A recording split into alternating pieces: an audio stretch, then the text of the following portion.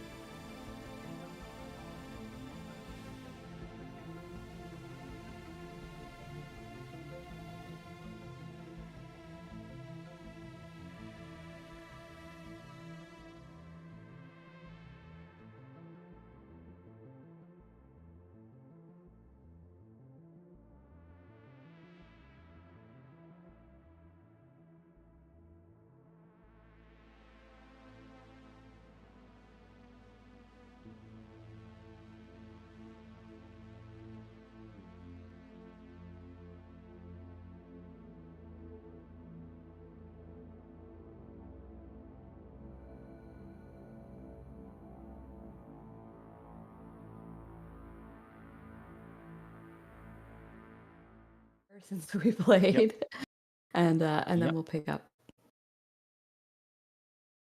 Okay. So last time, more than a month ago, back in a completely different year, we took a breather in the Tomb of Amun-Re right after our fight. Adriel had a look at the staff and staff of Amun-Re and discovered its properties. We discussed our next steps, deciding to take the boat back down to the city to talk with the cultists and see if the curse has been lifted. It looks like our efforts have been successful. The water's returning to the temple. It's only gone to reinforce the cult's belief that Adriel is gone, much to the rest of our chagrin. They're celebrating the return of the waters and planning a feast that evening. During the feast, we're interrupted by the arrival of Calatharius. We send the cultists into the tomb to keep them safe and try and work out how to defeat him. We send Adriel on way to get the cart, and then Lunara and Magnus grab the boat and try and lead him away. We narrowly manage to avoid a massive fireball, but we've definitely gained his attention as we go. We're heading 90 degrees from our destination, but managing to keep to just about outpace him. We find a switchback in a little canyon and try and pull a quick maneuver to outpace him, and then use darkness to try and break visual contact. Unfortunately, we discover that he can see through magical darkness and is able to keep track of us. Linara tries to cause fear in the creature unsuccessfully, but uses silvery barbs to give Magnus advantage on his next attempt to keep the creature at bay. He manages a casual 28 on his drive roll and manages to perform a complex maneuver to get out of its line of sight and get us, at least temporarily, away. We find a cave and Magnus manages to drift the boat perfectly into safety. Calatharius, escorted by some small creatures, looks around for us for a little while and gives up. We regroup and head on to Bazaar. En route, Lunara frantically scribbles notes from the encounter with Calatharius. He seems to tick all the boxes of a pit fiend. Hopefully we'll find something to turn the tables on him in the future. Adriel tries to navigate us towards Pazar, but manages to find us an oasis instead, one we didn't actually even know existed. We're just preparing to pack up for the night when we're told to fuck off by a tree creature. His name is Crearis. We find out he was created by Marduk much more than 1,000 years ago. We ask him about the star gems. He tells us there's one in Pazar inside the temple. Apparently there's tests. There's also a cave. Another in the crypt of Badir al-Mossak. And finally one in the Sky Sea, i.e. upwards. Thankfully we have a flying boat. There's also apparently a weapon we can find once we've got all 5 of the star gems. We take a long rest at the oasis and Lunara starts reading the Librum. And I titled the session, Your Magnus Maneuver is in Another Oasis. Awesome. Today, there we go. Right. Session 26 is today. Session 26. Technically session 27 because I started at session 0. Right. Although I have completely lost track of what day we're on. Oh gosh. I was keeping day count and I lost track of day counts. Day 42 on session 20. So I have no idea what day number we're on now. I don't know either, to be honest. I haven't been tracking, but I'm not sure that it matters. It's warm summer in the desert for the duration of this this adventure, I think. So How convenient. Yeah, so you guys still are at the Oasis. Fortunately, the Oasis does still exist on my map, so That's just as well. We would be in a void otherwise. well, we may be in a void for other places. But yes, this is the Oasis you're in. It is a lovely bit of lush grounds in the middle of the desert, and of course you have your the tree creature That doesn't like us. That is, he's not a fan. He, while you had told him to sort of go away, he has kind of stuck around you. He's provided you some information. He seems... Oh no, we didn't tell him to go away. He told us to fuck off. Well, yeah, he told you to go away, and then you kind of were like, well, we will keep away from us, Yeah. and then he didn't. Yes, so that is basically where we stand. And Okay. I'm trying to remember where you guys were headed. Were you headed to Set? We were headed to Pazar, I think, after this. That was where Adriel was trying to navigate us towards. Oh, yeah, right. We regroup and head on to Bazaar. Right, okay. Yeah. And Lunara started reading the Librum at the end of the last session, but if you don't have anything for that, I can wait to get info. I was going to send you a message for that, wasn't I? That is A-okay. You can wait for that. I will. Hopefully it shouldn't change any of my decisions that I would otherwise make, but we'll find out. I don't think it will.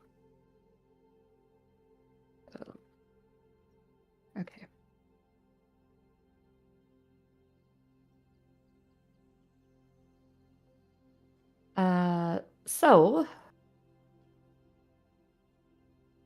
I guess to get back into this, tell me about what you guys are doing now. You're heading. Are you going to just basically pick up in the morning, move on, and continue on in your journey? Do you have any more questions for the weird tree man? I can't think of anything else to ask the tree man. Obviously, handing that over to the party if there's anything they can think of. I mean, he's been completely unhelpful for the most part, so I can't really Oh, think yeah. of much to ask him. Fair At least enough. much that I would trust his answers for. But I Okay. will say, do we think it was coincidence that Calatharius showed up just after we got that star gem, or do we figure this thing's like attracted to them? It might well have been attracted to them. That does seem very possible. It might well have got a some kind of notification that we got the star gem, so we might have to be prepared for him again. I was kind of thinking like we should probably have some sort of game plan for when we get the next one, how to get out of there before it shows up. I think it might just be a question of whatever we do at the next one, as soon as we get the gem, we just leave. Regroup away from the from Bazaar, and then decide where we go next. Sounds like a pretty good idea. And have we come up with any leads for where this Sky Sea one might be? I mean, our best clue is up. It's like I said, the tree man had been so useful so far. Oh yeah, very useful. Hopefully, we'll I'm wondering if we do them in the order that we've got them listed here, because hopefully we'll find more about how we negotiate the Sky Sea the further we go on. And maybe even reading the Librum will give me something that we can use. I mean, we definitely can't learn less, so... Exactly. Yeah. The only way is up. In more ways than one.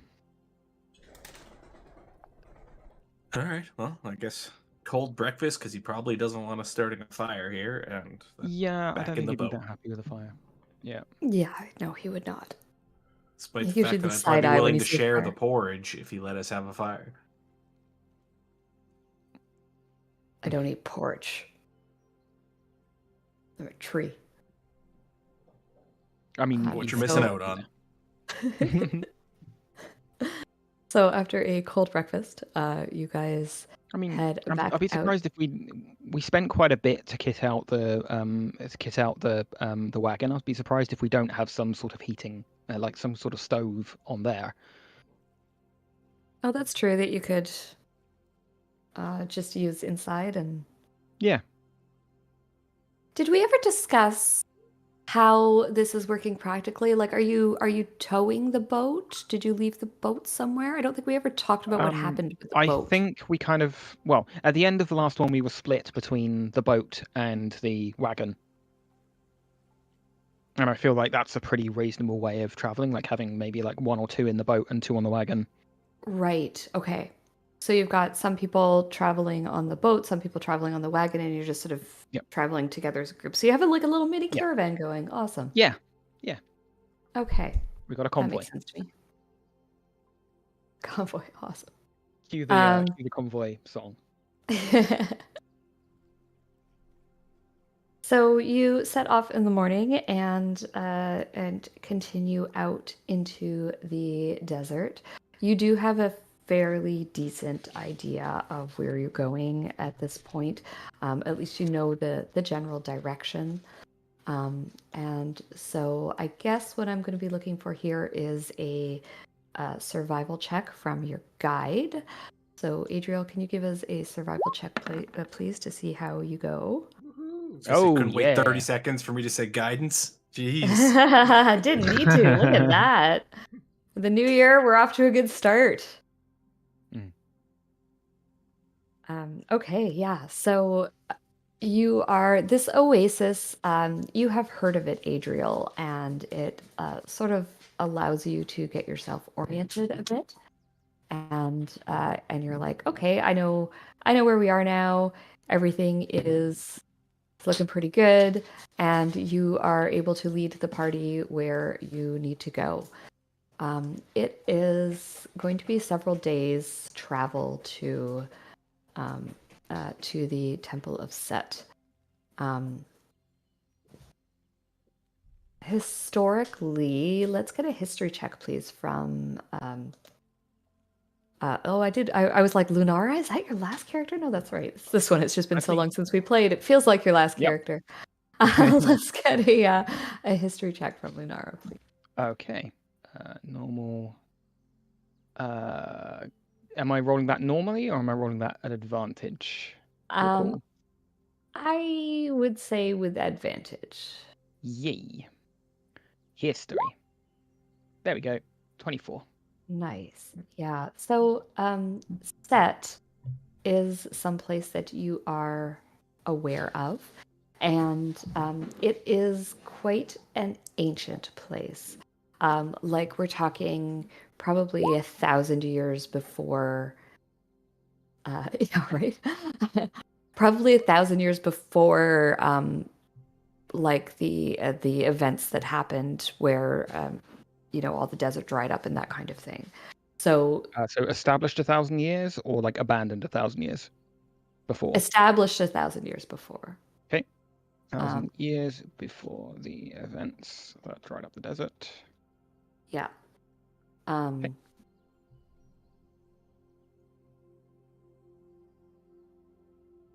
Okay.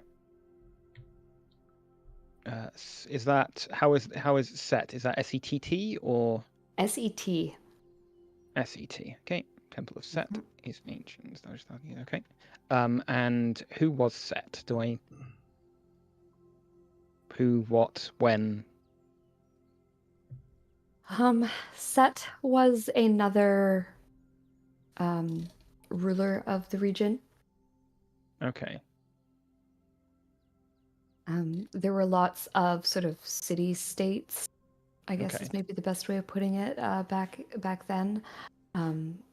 Often at war with one another, often forming alliances and that kind of thing. And so Set was yet another ruler, and he was known to... It was named after him, but he wasn't involved in the events, as Set was long since deceased when everything happened, but the temple is in his name.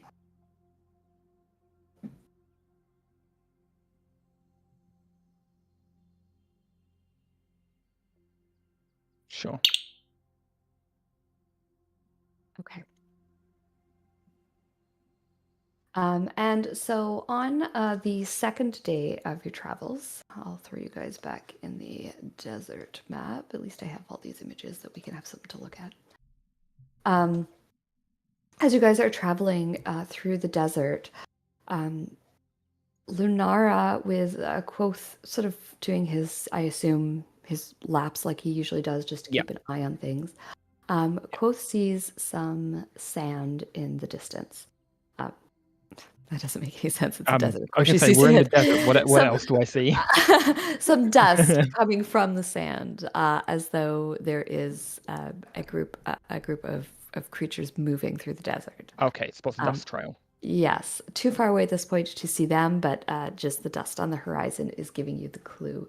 They are roughly in the direction that you are headed. Okay, is it coming towards us, or? Yes. Okay. I will relay that and message it to the other crew. I might get Quoth to fly a bit closer, fly to the extent of his range and see what he can see. Sure. Yeah. So Quoth goes quite a ways away and comes back and gives you a picture in his mind. And the picture is of people on camels. Okay. And they're carrying a lot of gear with them. Okay. Camels. They're also dressed in the fashion of the nomads of the region. You recognize some of their Okay. clothing is similar to what you have seen Adriel wear. Okay. Okay, heavily laden, dressed as nomads. Okay, I'll relay. Looks like it's nomads. I guess. Well, approach as warily? Question mark. And just be prepared to fight if that's what they want. I But I mean, doubt it. I imagine they're probably just a traveling caravan, but Yeah, much like probably. we are. They might be interested in trading, maybe even trading in information. Yeah.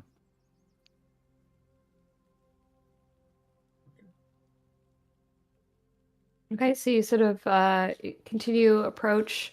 You're not trying to hide or anything, and you guys are not avoiding, not directly.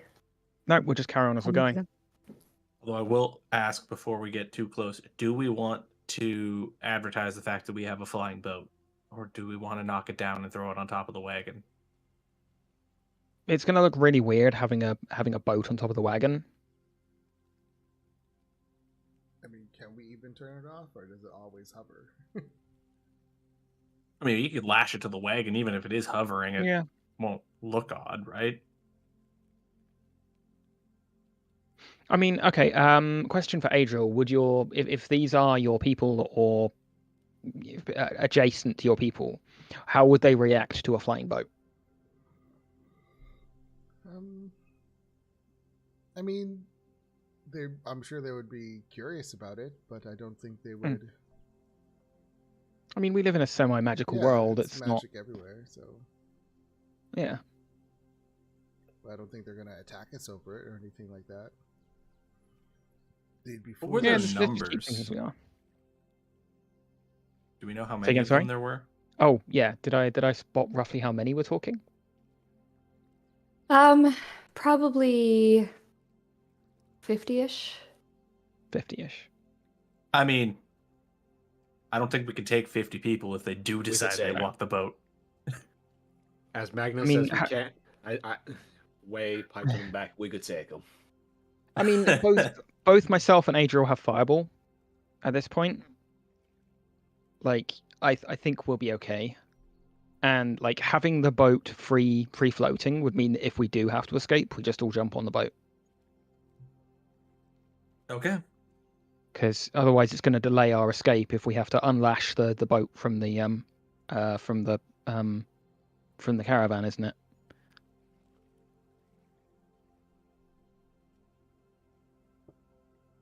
Yeah, I mean, I'm going with the group on this one. I'm just used to living in a city where you don't advertise anything you got that you like.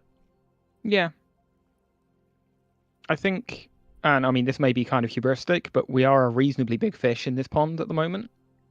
I realize I am tempting fate there. I mean, Looks you're not at wrong. We Percy. got a god with us, so Exactly. Yes, I'm not worried. Oh, good. Does that make you feel better? No, not particularly. All right, so we continue. Okay, so Yeah. you continue forward. It's not long before you can see the plume of dust coming up with your own eyes. Like I said, there's roughly 50 of them, so you're talking a fairly large group, and so they're not hiding either. They're pretty easy to spot. And as they approach, Adriel, you recognize immediately that these are children of the Shadow Sea. What do I know about Which that? is that's your tribe. Oh. Did we ever mention that before? I don't remember. It's in your background questions, yes. Oh, oops. Right. It's okay. They haven't come into play at this point. Yeah, we don't know. Yeah, you've not Yeah. told us, but So yeah, I recognize Gorm. them, and I would say, "Oh, we are in no danger at all. This is my tribe." oh, even better. Do they all think they're gods too? Sorry, are they all gods too? No, they are not. That would be too many gods in one place at one time. Right, so I do have to ask, you didn't do anything to get like exiled or something from the group, did you? No, I had my own mission to do, so I separated myself. Right, because I was just making sure they're not going to be like angry to see you or anything. Do you know what I mean? They shouldn't be. And here's the hoping, mate. Mm. I'm just hoping Okay, they have some yeah, that's- smokes that they're willing to trade. I'm sure they will, buddy.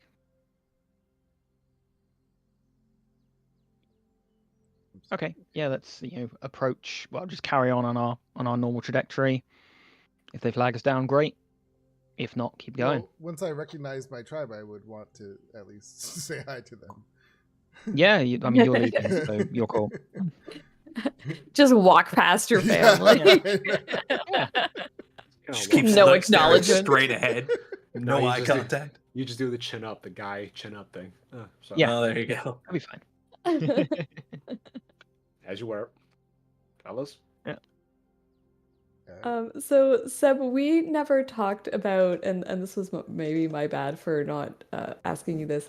We never talked about whether or not you have like direct family, like if your parents or you have siblings or anything like that. So you tell me if those people exist as we're going through all of this, or if you want to invent friends and stuff in this group. But there is, as you walk up, there is one person that you know that you need to acknowledge, and that is Nassif El Bey. And I'm going to ruin all of these names, but I will do my best. And Nassif is the current leader, I guess, of the tribe. He is the one who makes the decisions about when to leave and where to go. He is the one who negotiates for the tribe. He's also the one that sort of handles the inner politics of the tribe. And while there's a lot of everyone has a say, it's a democratic type group. He's the one that sort of arbitrates any arguments that may occur. So that he is obviously an important figure that you would recognize. And then the other person that you cannot just walk past is Sadiqa. And Sadiqa is the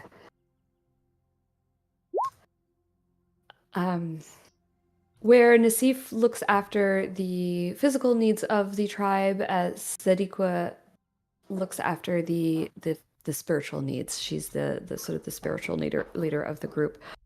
You have probably had many a conversation with her about you not being a god. But she will also encourage you to leave, to strike out your own path. Because she said she felt that the fates had something special in store for you. She's known as being a bit of a seer. Probably in other cultures it would be called divination magic, but with her it's more a seer, and it seems to come naturally to her.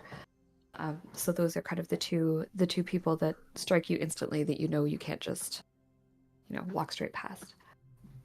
So his therapist. Yeah. So You almost made me spit coffee all over my desk. Nassif, it is a pleasure to see you again, and all of you. He smiles and he says, "Adriel, it has been too long without a message from you. We were expecting at least a note, something to let us know you're all right." And he sort of envelops you in a big bear hug. He's a great big man. He's fairly young for the rest of you looking at him, for someone you would see to be like in charge of the group. There are older people there, but he's definitely got one of these personalities that like fills the space he's in, and in this case, he's in a desert. And he wraps you up in a big bear hug, and he says, "You're traveling with wagons now, like an outsider. Interesting. Introduce me to your friends. Hello." Everyone, this is Nassif, and I introduce everyone. Other names. This is Lenara, Magnus, Hi. and Way. Greetings, and he takes each of you by the shoulders and gives you like the double kiss. Oh, And, doing that. All right. Oh yeah. Lunara he has says- no idea what's happening, and if she's like grabbed first, she kind of squeaks and is like, "What is this?" He completely ignores you and just like mwah, mwah, and releases you. Which way are we going first? Left or right? 2 or 3 times. He only does it twice. And he says, you must travel with us a ways. You must let us sit, let us share stories. Tell us what you have been up to, Adriel, my lad. We're not letting you walk past us this easily." And he sort of calls for a halt, and you see that people are sort of obviously, and Seb, you would have, or Adriel would have been through this before, and so you see that they're traveling as a group, presumably to the next place where they're going to set up like camp. So they have like all their tents and all their gear and stuff with them. But right now they're not setting all that up. They're just kind of doing like a temporary stop, and you see there's people are getting off their animals and they're starting to pull out food, and the kids are running around playing, and they've basically like just made a home kind of just like that. And there's rugs being spread out for people to sit on, and Nassif says, "Come, sit. We'll have some food and tell us what you have been up to, Adriel. You look well. I am well. Things have been going well. No, it's okay. I'm not in my role-playing mind yet. 2 quick questions, Kirsty. One, Yeah. were they traveling the opposite direction we are? Yes. Okay. Yes. And the second is, can I just do a quick horizon check and make sure I don't see any big winged pit fiends flying around? Probably a good idea. Yeah. Go ahead, roll me I say I could perception. always get Quoth to keep a cordon as well Do some checks. while we're doing this. I imagine you've been traveling for a couple of days. I imagine Quoth has been doing a lot of back and forth with checking. Yeah. And 18. Yeah, Magnus, you have a look. You don't see anything troubling on the horizon. And it's been a while since you've seen any sign of anything that looks like a great big evil demon with wings. So you feel pretty confident stopping for now.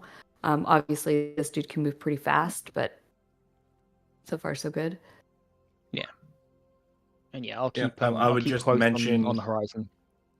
I would just mention quickly to Adriel, in sort of like an aside, that I don't think we should stick around too long in case that thing is attracted to the star gems. I don't really want this whole tribe getting wiped out because we dallied. You make a good point. And I tell Nassif, yes, let us catch up, but unfortunately we cannot stay long. Perhaps we can just stay the day, and then we must move on. I understand. Important things to do. That is quite all right. When young men leave the tribe, they feel the need to continue to move on. I'm glad you were willing to stop and speak with us for a moment. How has the tribe been? We have had some troubles. There has been some. There's been a creature in the desert. We are leaving to avoid this creature. It has been. It has caused some problems. So far, we have managed to survive unscathed, but we saw it in the distance once, and we know to keep away.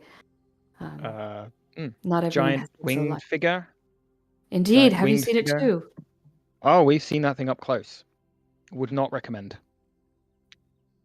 And as you say that, you hear a voice from the background say, "Indeed, evil flies upon dark wings." Quoth makes like a disgruntled "Meow" from a distance. Is that your nana? Sadika, it is a pleasure to see you again. Adriel, I see you are pursuing your fate as you should. You are on the right path, my son. I see that upon you. Get out of my face, dog. Sorry. Yes, it appears my path was correct. Indeed. Indeed, you are doing the right thing. I fear, though, that you have many trials ahead of you. I see much violence in your future. Oh, good. In all of your futures, as she looks at the group of you. I am Sadiqa. Heaven forbid you introduce me, Adriel. Everyone, this is Sadika. And then She sits down and she says, Adriel, you may fetch me some tea.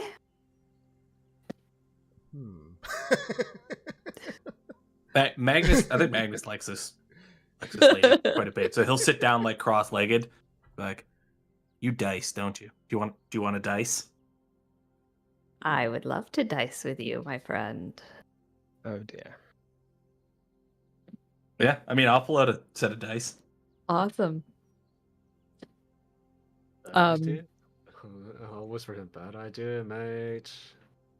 Oh, I know it is. That's why I want to play. I just have a grin on my face, knowing.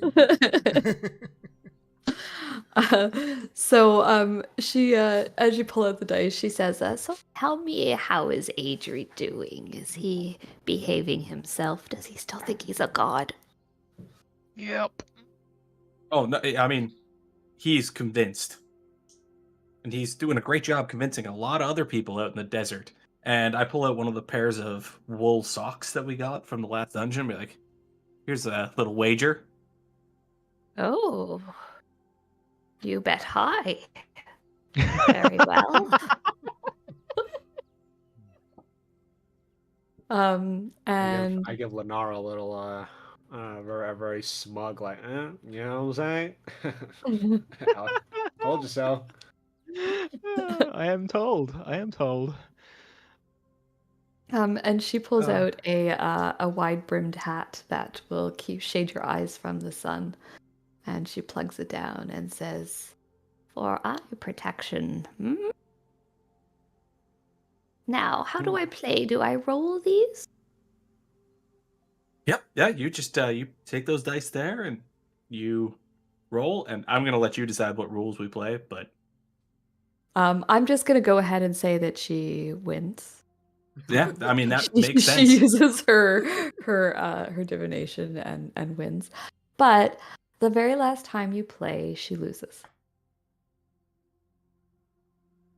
A joy. I mean, Magnus has fun the whole time he's doing it. He was really just kind of using it as an icebreaker as well to try and cozy up to the people, ingratiate himself. She spends a lot of time asking you about Adriel and about how he's behaving himself. She asks you for stories about what you've been up to, and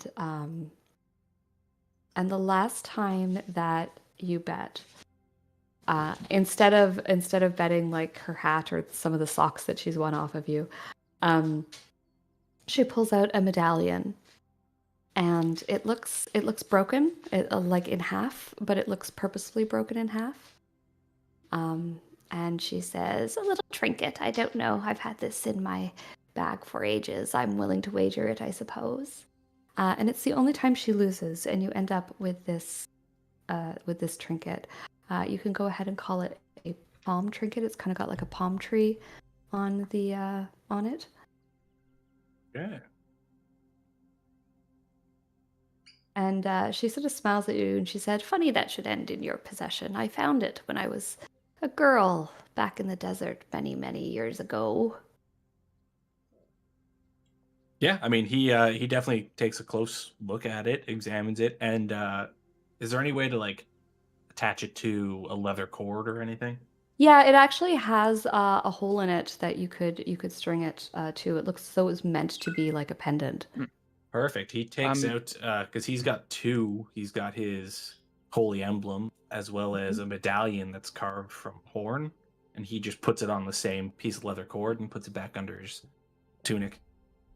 While you're looking at that, if Lunara's nearby, she'll detect magic, just to have a glance at it. Lunara, it does have some magic on it, but it's more there's no specific school, and you don't get the sense that it has like a spell on it that causes it to do something. Okay. You also sense that the magic is broken, perhaps because the amulet is broken. Okay. Potentially an incomplete spell. Can you give me a history check as well, please? Okay. Normal history, or how would you like me to roll that? Just normal history, please. Okay. History. Hey, nat 20. Start as you mean to go on. Look at these rolls. The first 4 rolls of the new year. Look at that. I ain't complaining. Right? Things are looking up for this group. Until there's a battle and Adriel rolls like he usually does. So Lunara, this is old. This artifact. Like, this is something that probably belongs in a museum. Mhm. Super, super old. It looks like it's indigenous to the region, but other than that, you're not exactly sure. There doesn't seem to be, without like properly taking it, and looking at it.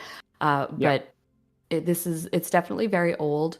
And you kind of believe her that she found it in the desert. It would make sense. Yeah. It's probably been lost for who knows how long, thousands of years maybe. Okay. During our conversation, do I get a title for Sadiqa, or does she just go by her name? She just goes by Sadiqa. The tribe is very very much a family, and probably maybe people might call her grandmother out of respect, but lots of people call her by her name as well. But there's no like official title. All right. I mean, at the end of our game, then I will just say, "Well, grandmother, thank you for the game. I have no more socks to lose, so I'm going to, if you don't mind, take my leave and see if I can't find somebody who will barter for some smokes." She smiles and she says, "I enjoyed that very much. There aren't many people who will play dice games with me these days. I wonder why. It's not often I lose. Strange that these things happen the way they do. Suppose the gods just smiled on me this time. I think they did." So while that was, I'm sorry. Yeah, go ahead, Adriel. I was gonna say while that was going on, I would be talking to I already forgot his name. Nassif? Massif. Yeah, Nassif, yeah. Okay, sure. And I would tell him, I would say, Nassif, we had found the lost city of our Synodician people. He looks like floored, and he says, "Are you certain?" Very, I've been there. It was always said it was bad luck to find the city. It was a place to be avoided. What did you find there? Evil? There was evil, but we eradicated it. We set them free. Set who free? And I explained, I can't remember all the groups at this Yeah. point, so I explained to him the different groups there, and that I truly did find my calling as a god. See, I was right. Mhm. Yeah, and I tell him about the people, the followers of Gorm there, that are now like on their new mission to rebuild above ground. He is he's fascinated by this, and he says, I cannot believe that you have found some of our cousins. This is incredible news. And you say there is no more danger there. If I were to bring the tribe to visit with them, to greet them, do you think it would be welcomed? Yes, you will find safety there. And I tell them, I say, be sure to tell them I sent you. And yeah. I will give them, like, if I'm mediumly involved in this conversation, I'll give them like a little potted idea of like what the situation is there, like with the 3 groups, and tell him who to talk to in each of them, and say that we Okay. sent them, and that should get them in at least. Although we'll also have to tell them how to get into the underground city, because I think that's some not of the followers exactly were easy. going to be up top. Yeah, the Gorm So- followers. Okay, Yeah. okay, they can get them in. Yeah, fair. Um. So Nassif seems excited and interested by the prospect of seeing some of these people that have only been in legends. And he talks about maybe bringing the tribe there. Obviously, he's going to have to weigh that with what he feels is the tribe's safety, but there might be a scouting party that goes and has a look. Okay. I'd also tell him roughly where we last saw the demon. Oops. Just knocks him down. Or I'd suggest telling him where we last saw the demon, so he knows where to avoid. Speaking of Roughly he wants this to run into them. of this creature, this fiend, do you know anything of it? It seems to have just appeared in the desert one day, and it has been creating havoc here. I am very concerned for the safety of the tribe and for our futures.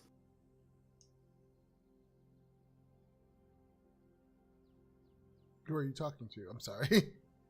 Sorry, to Yeah. Adriel and Lunara. Okay, I didn't know if you were talking to me or Nanara.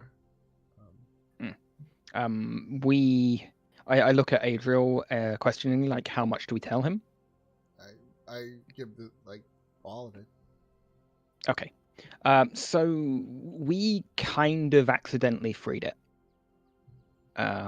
We were attempting to capture the evil that was warping the minds of the people down in the underground city. It was a mental contagion that was causing some serious shit, and it needed to be dealt with. Unfortunately, it turns out that the thing that trapped it, taking it from its temple, freed that giant bastard. That is. But it is unfortunate, but we are in the process of finding a way to capture him. All will be I- well. I assure you. Adriel, you are often more optimistic than I think the situation calls for. Accurate. It is the path that I've always said I would be set on. We already And have. once again, Sedina creeps up behind you and interjects. She's known for this. You are correct. You are on the right path, but it is a dangerous one, Adriel. I hope that you are successful, or perhaps you have doomed the world. Doomed! I only have one choice but to be successful. Yeah, we have 2 out of the 5 things we need to capture it already. So we are on track. Let's be honest, either we're successful, in which case, great, or we're not, and, well, at least we tried. Yeah, exactly. Well, least I someone is am trying. glad that you are trying to fix your mistakes. And I will do my best to keep the tribe safe. In the meantime. At the your mistakes thing, Magnus goes, oh, no, their mistakes. I wasn't here for that particular mistake. Then you are to be commended even more for stepping up to aid when you did not need to, when it was not your responsibility. And perhaps we should do the same. If you need our warriors, you know where to find us, Adriel. I just say they were not mistakes. It was a necessity for the bigger picture. I hope you are correct. And I hope you are able to stop this thing.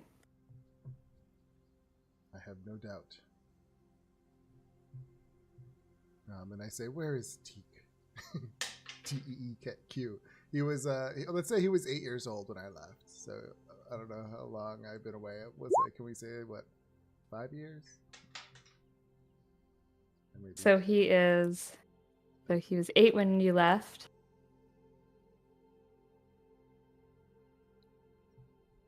Okay. 13? Yeah, 13. I am sorry, I'm just making some notes here. And who is Teak to you? He was just a young kid that always found me interesting with my stories. Oh, I see. He's the one Yeah. from your background, yeah? Okay. I don't know if he was in my. I just made him up. Okay. Yeah. Okay, because there was another young kid. Oh, but he was in the city. Yeah. Okay, yeah. So, he says, yes, he will be chomping at the bit to see you. He is over there. He practices with his spear these days. Thinks himself something of a warrior.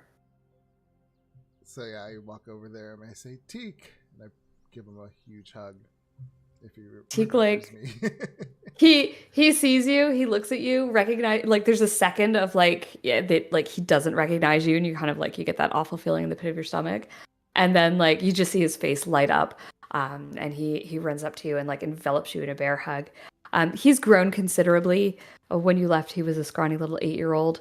Now he's a 13-year-old who's he's fairly tall. He's almost as tall as you. He's still got a ways to grow, and he's started to fill out a little bit. He's still really very much an awkward teenager. You know, when they're at that point where they don't know where they exist in space. You are a grown man. Look at you. And he says, "Look at you! You look like an old man."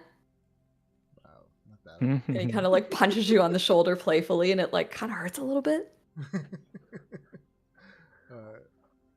I say, you are growing. No. How have you been? I'm one of the hunters for the tribe now. I'm permitted to go and hunt for food. That is splendid to hear. It is. I have missed you so. I've often thought about you and how you've been. Never wrote. Never sent a message. Never came to visit. I've missed you too. I say, my destiny has brought me somewhere else. I apologize for that, but I could not. He's like, I forgive you. But I brought you. He gives you another great big hug. And I pull out my wooden lightning bolt symbol, my holy symbol. Says, what is that? It is a gift for you. It is yours. What is it made of? Wood. Is this wood? It is. Adriel, this is a kingly gift. Do not give it to anyone. It is yours, and only yours. I will treasure it. Thank you. It shall guide you on your own journey. And he wears it, and he looks like quite proud. He makes sure it's like clearly visible over his clothes. Like adjusting it so it's in front of him, and he says, "This is. Thank you, Adriel." And they just say, "Come, let us break bread." I don't know. He says, "Yes. We've been hunting. Haven't had much luck lately. Something seems to have scared away most of the prey. But look, there's a bird in the sky." And he pulls a bow off his back and he aims upward at Quoth. No, not that one. And I put his bow down. That is a friend. I'm sorry, what? That is a friend of ours. You see that woman over there? And I point. It is her. The strange one? Yes. Lenara puts her hand up and Quoth comes and lands on it, kind of at that point. You see, they have a bond, a very strong one. That She bird has helped is us. quite lovely. Clearly, she can charm the birds out of the skies. Can you introduce me? Of course. Oh no. Oh no, what is this? I bring her over. Lenara, I would like you to meet Teak. Teak, this is Lenara. And this is Quoth, Hi. her friend. Sorry, I almost. His voice gets like deeper than it was when it was talking to you, Adriel. Hey, how you doing? Hey. Sorry. Sorry, I almost shot your bird. I didn't realize he was a friend. It's a good thing Adriel stopped me. I'm quite a good shot. Just as well. Yeah, I wouldn't. That might not have ended well. Thank you for thank you for intervening, Adriel. So, you travel around here often? I'm just like laugh, like I have this big smile on my face.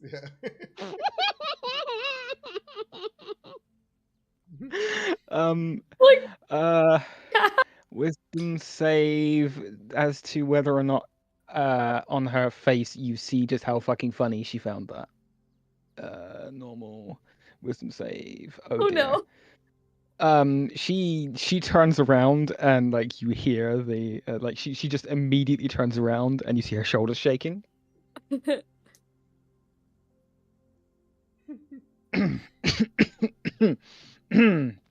No, I'm not in the habit of traveling through the desert much. Oh, well, if you ever need a guide, I know this region really well. Thank you. Adriel does pretty well to guide us. Oh, Adriel's useless. He's a terrible. All right. Never could find his ass with both hands.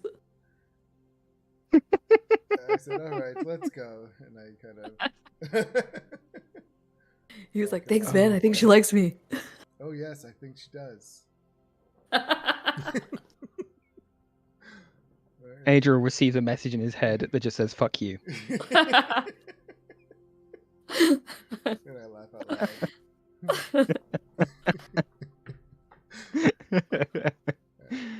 Oh no. All right. So what about Wei? Wei's been fairly quiet while this is going on. Wei, are you speaking to anyone in particular? Wandering around the camp? What are you up to?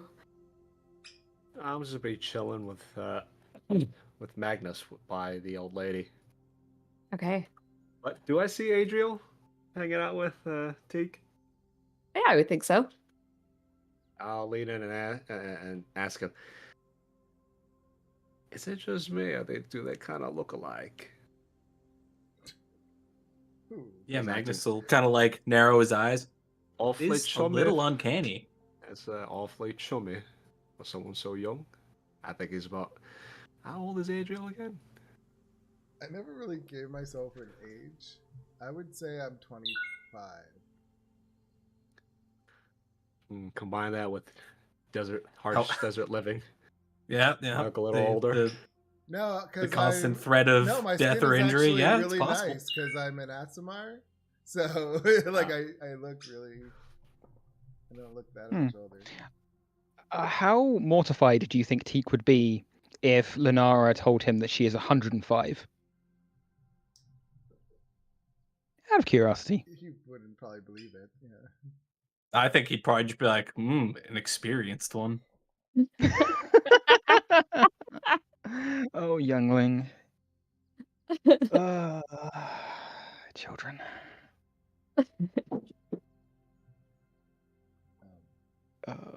But yeah, after that, I'm gonna take a look around the camp. I'm just as they're playing cards and just looking around, see possible women of the same age. Assuming he's the father. Try to guess who's the mother. Like that's going to be the game for the rest of the I day was while we're with this I group. was just an older brother type to him. That's all. Yeah. I would have to be really young to be his father. Is that the story that we went with? Well, Mr. Aasimar over here pretty much doesn't physically age, so we really don't know. Well, for all we know, you could be a lot older. Yeah, there's a bunch of women around that look like they could be the correct age. I mean, it's like I said, it's groups of families, right? So there's people of all ages at the camp. So you probably spend a pleasant afternoon playing Guess Who's the Mom. I think at first we jump to the ones that like show outright interest in Adriel's return, but then it becomes like, no, wait, maybe she's married to somebody else and it's all a ploy. So we're looking for the ones who are just like side-eyeing it. Yeah, we have to find someone who looks frustrated but not exactly angry, right? Because we have to believe that this woman bought into his delusions that he's a god. Right. So now there's no Kool-Aid at this time, but we have to believe she drank the ambrosia. Ah, there we go. See what I mean? Yeah. We also have to consider what kind of women Adriel likes in the first place. He's a bit stern, right? So I feel like he quite enjoys a fiery woman. What's the term called again? Submissive?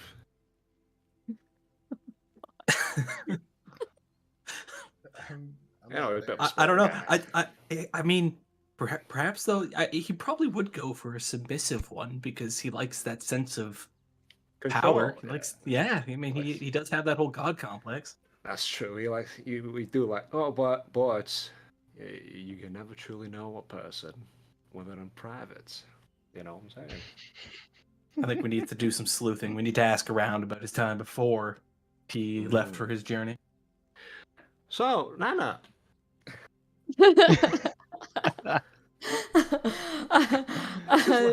What's Adrian's life story like? Fancy any girl in camp? Oh, Adrian was always one for the girls when he was younger. Well, the girls liked him, but he was always convinced that he had bigger and better things to do. Always said that he had a great fate. Never had any time for any of the young women around here. Well, there was one he set his cap at. I don't really know what happened with that. Magnus probably just nudges way, like, huh? I'm giving that sort of Zoolander blue steel, like, very quizzical, like, where is she? By the by, she's still around. Oh yes. She's you know what? She's Teek's mother. You could see her over there. Slowly make eye contact with Magnus. Turn my head around to stare at him. Yep, just I'm definitely grinning, like wide across the face. My eyebrows. I'm doing the eyebrow thing. If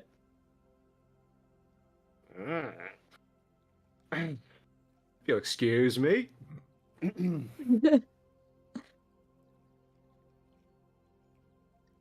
just gonna go talk to her.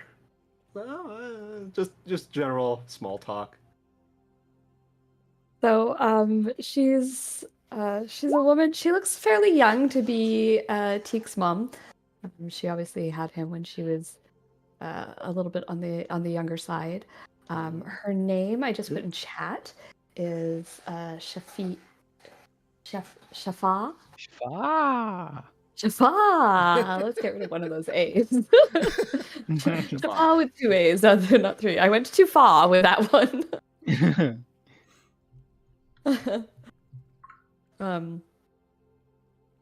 And she's one of the village hunters. Obviously, you can see that she's got sort of a bow and arrow nearby, and a hunter's knife on her hip. And she's nice. She's nice enough to talk to. She seems surprised when you come over, and she says, "Oh, I didn't. You're one of the strangers that Adriel brought with him. It's nice to see him talking to Teek. It's been so long. Teek was quite devastated when he left. It's good that he came back now." Yeah. So, how's the weather?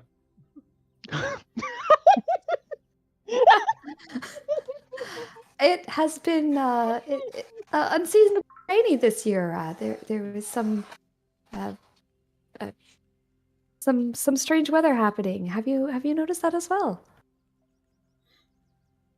I gotta be honest, not really. Not around here. Not from around here. It's Oh, just hot. where are you from? Oh, Baldur's Gate. Down south. Way south. Oh. Oh, is your home is a gate? Yeah. Rather large one. Has multiple That's- levels to it. Yes. A multi-leveled gate. That's quite fascinating. I've never heard of such a thing. Oh, you would love it there. You would love it there. You and Adrian must come visit. I'm sure he's never been down south either. Anyways, how long has he been gone? Oh, he's been gone for 8 years now. Right. You miss him? Been very. 5. I can see he was quite popular around the round camp. That character. Oh, he's always been a bit of a strange one. Never had much time for most of us, but I always liked him. It's nice to see him again. Hmm. How long has it been since he left? Oh, 8 years? I think I thought it was 5. Yeah, Oh, sorry, 5 years. 5 years. Pardon me. Yeah. Yes, huh? I see. I'll just continue up the small talk. Oh, let's try to gauge if she really She's is friendly the baby, enough. if she is his Chit-chat. baby mama. I am going to say that at the end of that, you have no idea if she is or isn't. I'm letting the DM completely make the call on this one. This is fun. Basically letting the players write your character's backstory. Very interesting. Well, then let's get an insight check and see what you're able to ascertain. Okay. Insight. 14. She seems to pick up on what you are putting down at some point during the conversation, and you get the feeling that she's purposefully messing with you. I like her already. So you're not entirely sure if he is or isn't the Teek's father. She hints that there may have been a relationship, but never flat out sort of admits to it.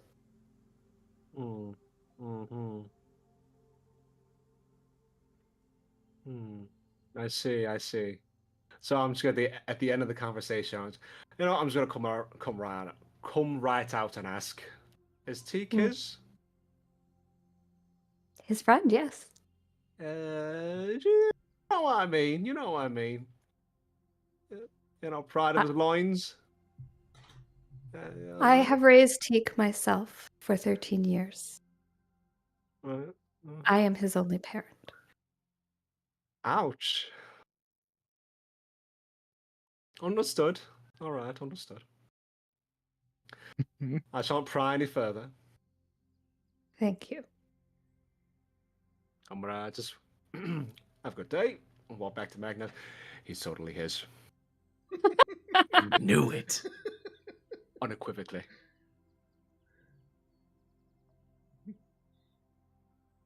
I spent that whole time while he was over there talking, just shadowing Grandma Shadika. She more than welcomes you to sort of hang out with her. She's obviously very well respected by the whole tribe, and people kind of look after her. There's constantly cups of tea coming her way, and making sure whenever she comes to an area, they're making sure that there's a seat saved for her, and she sort of brings you along with her. Oh, make sure there's a cup of tea for my new friend Magnus. And I'm just, it's like Grandma taking you around to meet all the neighbors in her. Yeah, exactly. Home. She sort That's of what I'm doing. introduces you around, and you get to meet some. The people are quite friendly. You also get the very distinct vibe that if you were not here with Adriel, it would be a completely different story. from your interactions with them, you get the idea that generally they avoid people. They don't go into towns. They've never, most of them have never been to Bralazar. They avoid the caravan routes. They're not really interested in interacting much with the outside world, other than occasionally they do some trade with the caravans, but that's it. And it's purely go there, trade with them, and then leave. They're not a they're just not really interested in interacting with others. They live in the desert, they travel around, and they're pretty self-sufficient. So if you had come across them without being with Adriel, you probably would have at best been ignored and at worst, harmed possibly. Very insular. Yeah. As I learn that kind of stuff, I would ask, like, do you have a dedicated trade representative that like goes and deals with the tribe's trade? Nassif represents us when it comes to trade. He's the one that handles all of those things when we need to deal with outsiders. Magnus definitely raises an eyebrow at that, thinking that it's kind of odd they send their tribe leader to deal with trade instead of like somebody that acts as their mouthpiece. But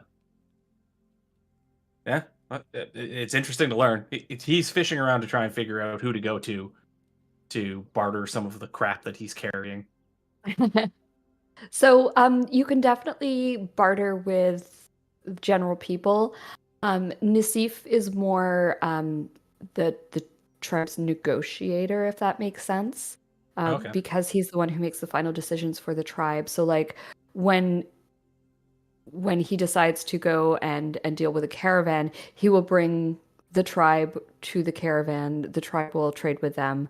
And then they will leave. When it comes to working out like sort of bigger things for the tribe, that is his responsibility. Okay. If that makes sense. I wasn't sure if they just had like basically a quartermaster who would go to Nassif the and actual be like, "Hey, trading. look, this is the stuff we have, and I'd like to barter it for, a new wheel for a wagon or whatever." And he'd give the I think okay. it's a small enough group that I think the individuals would kind of handle that for their own immediate needs. Okay. And so it would be like, oh, we're getting short on supplies. Nassif, I think we need to go, or Nassif would realize, hey, we need to go and barter with a caravan. In that case, I'm and- definitely taking one of my bottles of perfume to Shafa, and I'm going to see if I can barter that for some smokes. Yeah, she's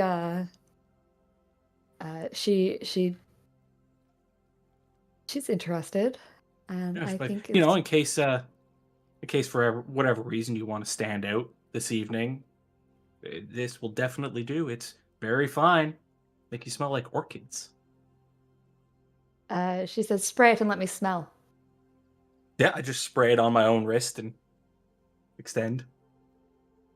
She sniffs at your wrist and then she says, it's quite pretty, actually. How many Very smokes are we pleasant. talking about? 2 packs? Pack and a half. Pack and 3/4. Come on, this stuff goes for a pretty penny. Okay. Deal. Hand her the bottle. She hands you a pack and 3/4 of smokes. Sweet. Takes out a couple and hands you the rest. Everything's coming up, Magnus.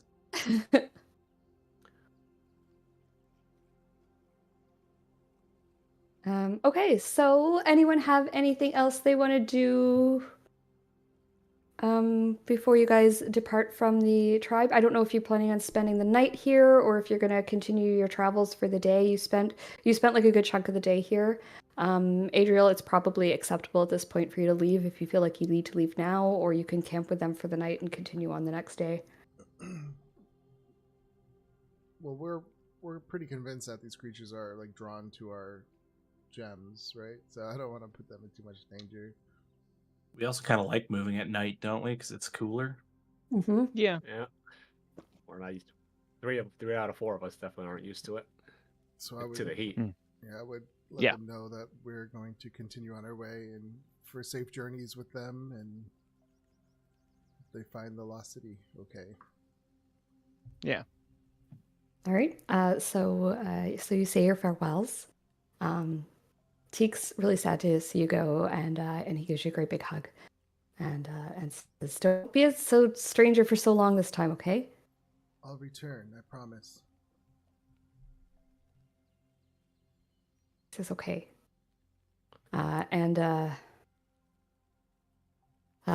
Shafa sort of gives you a wave, and the old lady. Sorry, do you want to react to I was that? just gonna say I awkwardly, like I wave back, but a little Yeah, awkward. it's very awkward. I'm observing. I'm definitely observing. I'm just picturing the 3 of us standing away and just staring. Oh no, Adrian was the type of person to hate it and quit it. Hmm. Old Wow, that bastard. does seem like very out of character for him. Reminds me of my own dad. Fucking Oof. deadbeat. I mean, I don't even know if this is my kid, so out of character, I'm saying. Oh, that's even worse. She didn't even tell you. Oh. I wonder if there's a paternity test spell I can try. Divination Or a spell. couple more levels, I'll just straight up ask Ilmater.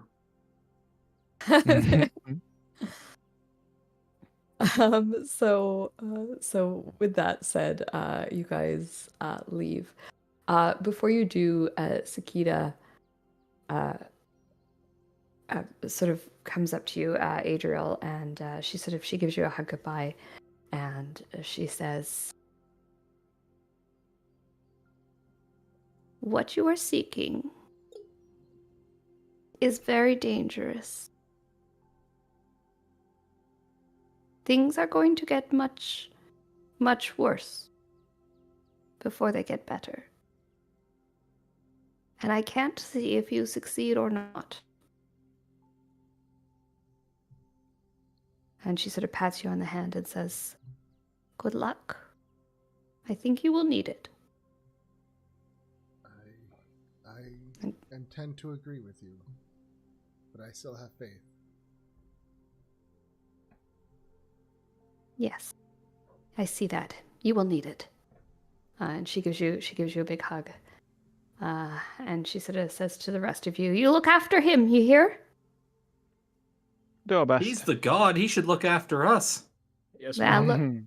look after each other then. Yeah, we can do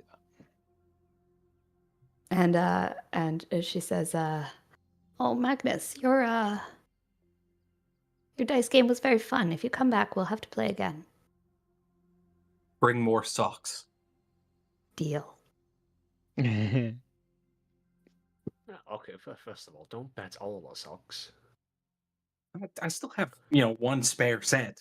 So I'm not sharing with you, you and your big feet.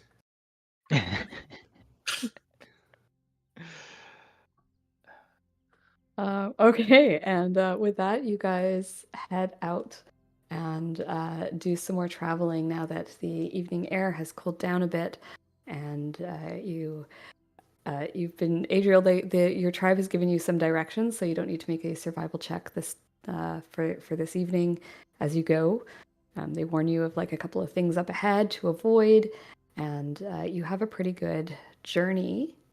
I was going to say, actually, just before we leave, I'd probably turn back and be like, oh, the way we just came from, don't go down that road. There's some bad stuff down that road. Yeah, we'll give them like on our map. We'll kind of point out to them roughly where we last saw the demon. Alcatharis. Yeah, Calatharis, and like, give them kind of just a rough area where he might be. Okay, sounds good. They heed your warning. They like I said, they've heard of it. They know this thing exists, and so they will do their best to keep themselves safe. Yeah. I'll also I'll give them all the information that I kind of worked out from running away from it, and like say to them, look, don't engage it, just fucking run, just run. Yeah, I It don't will think just kill you. I don't think there's many plans to Mm. fight that guy. Yeah. Okay, and so the travel begins, and it is we're an hour and a half into the game, so this is probably a good place for us to take a break. Okay. So let us do a pause here, and we'll pick up in 10 minutes and go with you guys getting to set. Yeah. Awesome. Sounds good. Yeah, that was really fun. Chat with you guys. Thanks for being such a good sport, Seb, as well. yeah. Alright. Yeah, that was super fun. I did it.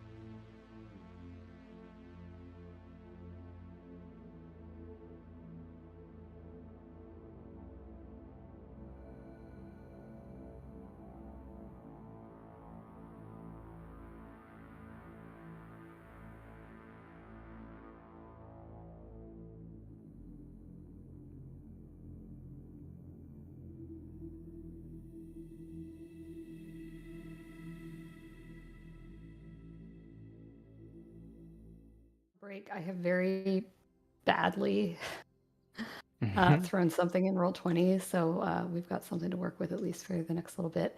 If I can find Yeah. the actual thing in my book They here. must have done something since you did your map, because my character sheet was all messed up too. There was like a Oh, lot, was it? yeah, there was a lot of doubled entries in my my like Oh. quick links list or whatever that you Oh, want to call it. weird. It was like almost doubled. Oh, that is very strange. Yeah, maybe they did an update and it just it broke things a little bit. They've been doing a lot of changes Yeah. in the last while, and I'm not upset with the breaking things because the changes are so good.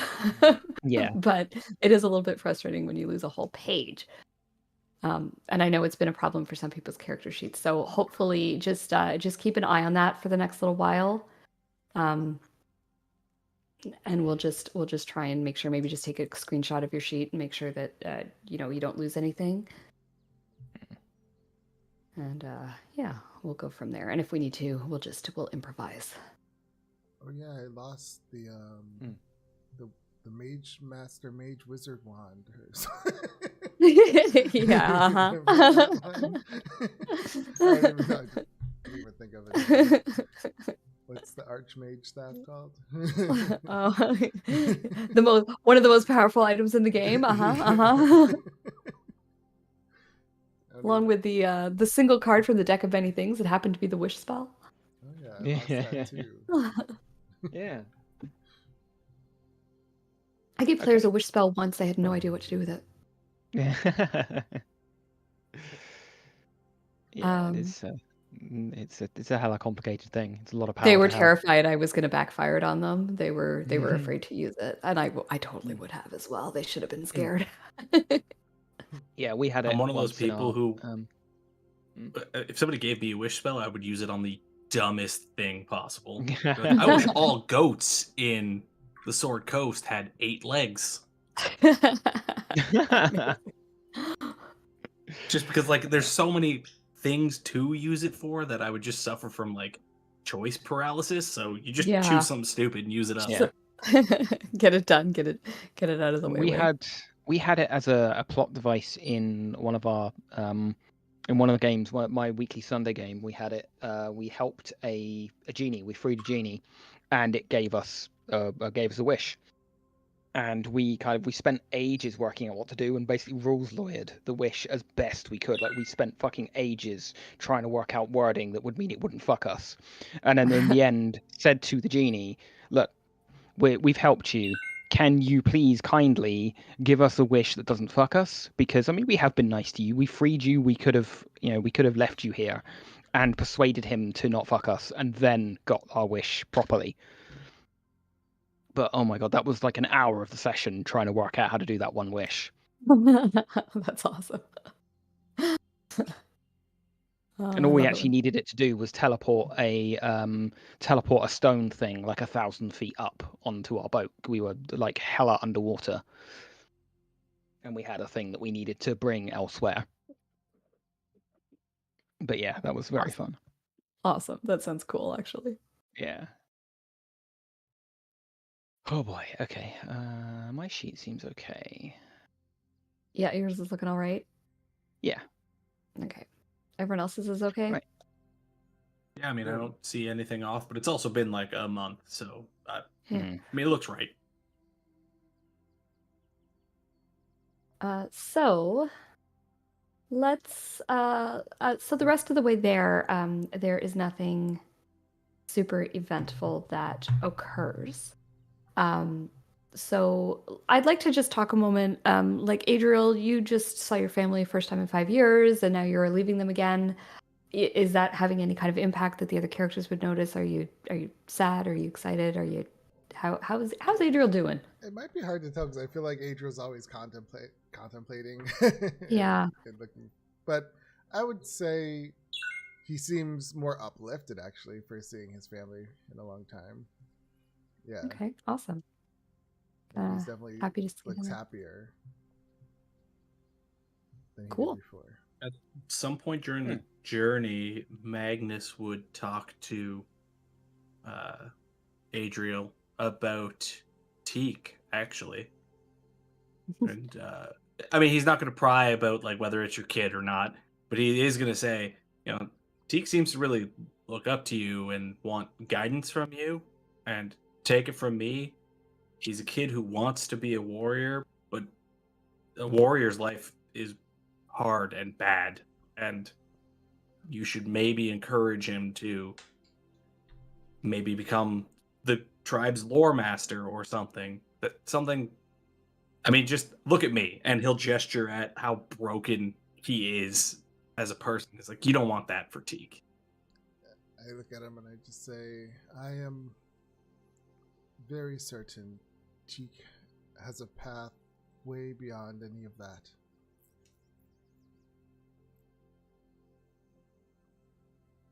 He has a great purpose, I'm sure. He is such a great kid. You should tell him that the next time you see him. I did. Didn't I? I think I did say that when I gave him the necklace.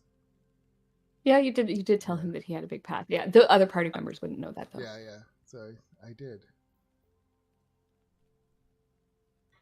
And yeah, Magnus just goes, good. And then goes back to whatever he was doing before. But I appreciate your input. Don't tell me how to raise my kids. Because I see he was just trying to like do a good thing, so I appreciate his caring, I guess, is Concern. concern. I mean, I think we've almost died a couple of times. I mean, I guess. I mean, it's pretty. I mean, Magnus has died, so he's the first to tell people who are going down sort of the path that he went down, like, don't do it. It's not worth it. Yep, better to be a farmer.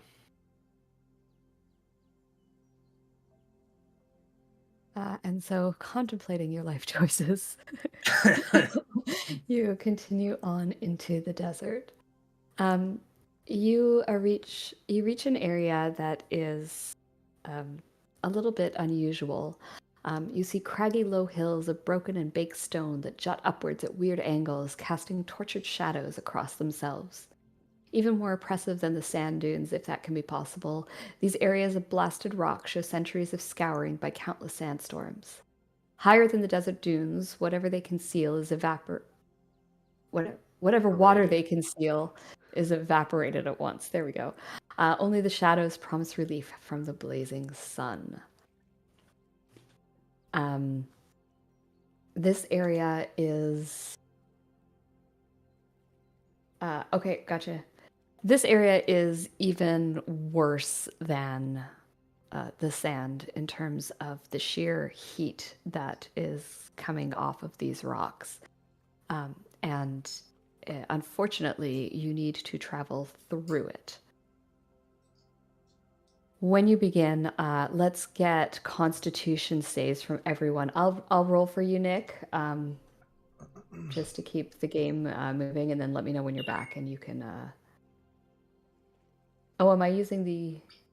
I think I'm using the Unearthed Arcana one now, right? Yep. Yeah. So, yeah, Constitution saving throws from everyone, please, as the heat just dumps down upon you at this time. If I keep using Ray of Frost on my armor, can I get advantage on my con save? Yeah, I'll grant that. And Nick, you rolled a 15, just FYI.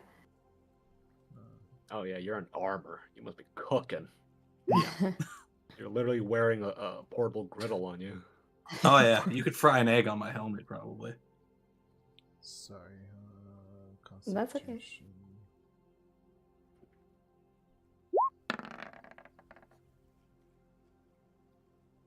So far so good. Everyone's doing okay. Magnus, you do need to sort of like chill your armor down a little bit. It's really, really hot. And most concerningly, you're not certain that stopping here and resting in the shade of the caravan will do much good. The sun is creeping up even higher, and you have a decision to make. If you rest in the shade of one of these rocks with your caravan, you will be making Constitution saving throws for the entire time that you're rested. Your other option is to try and go through the area. You'll be making Constitution saving throws at disadvantage, but you'll be making less of them. How do the camels we have look? They are okay for now. They will be same deal. They're going to be needing to make con saves as this hits. Magnus is going to push for all of us continuing on no rest. I agree. We have to get through this.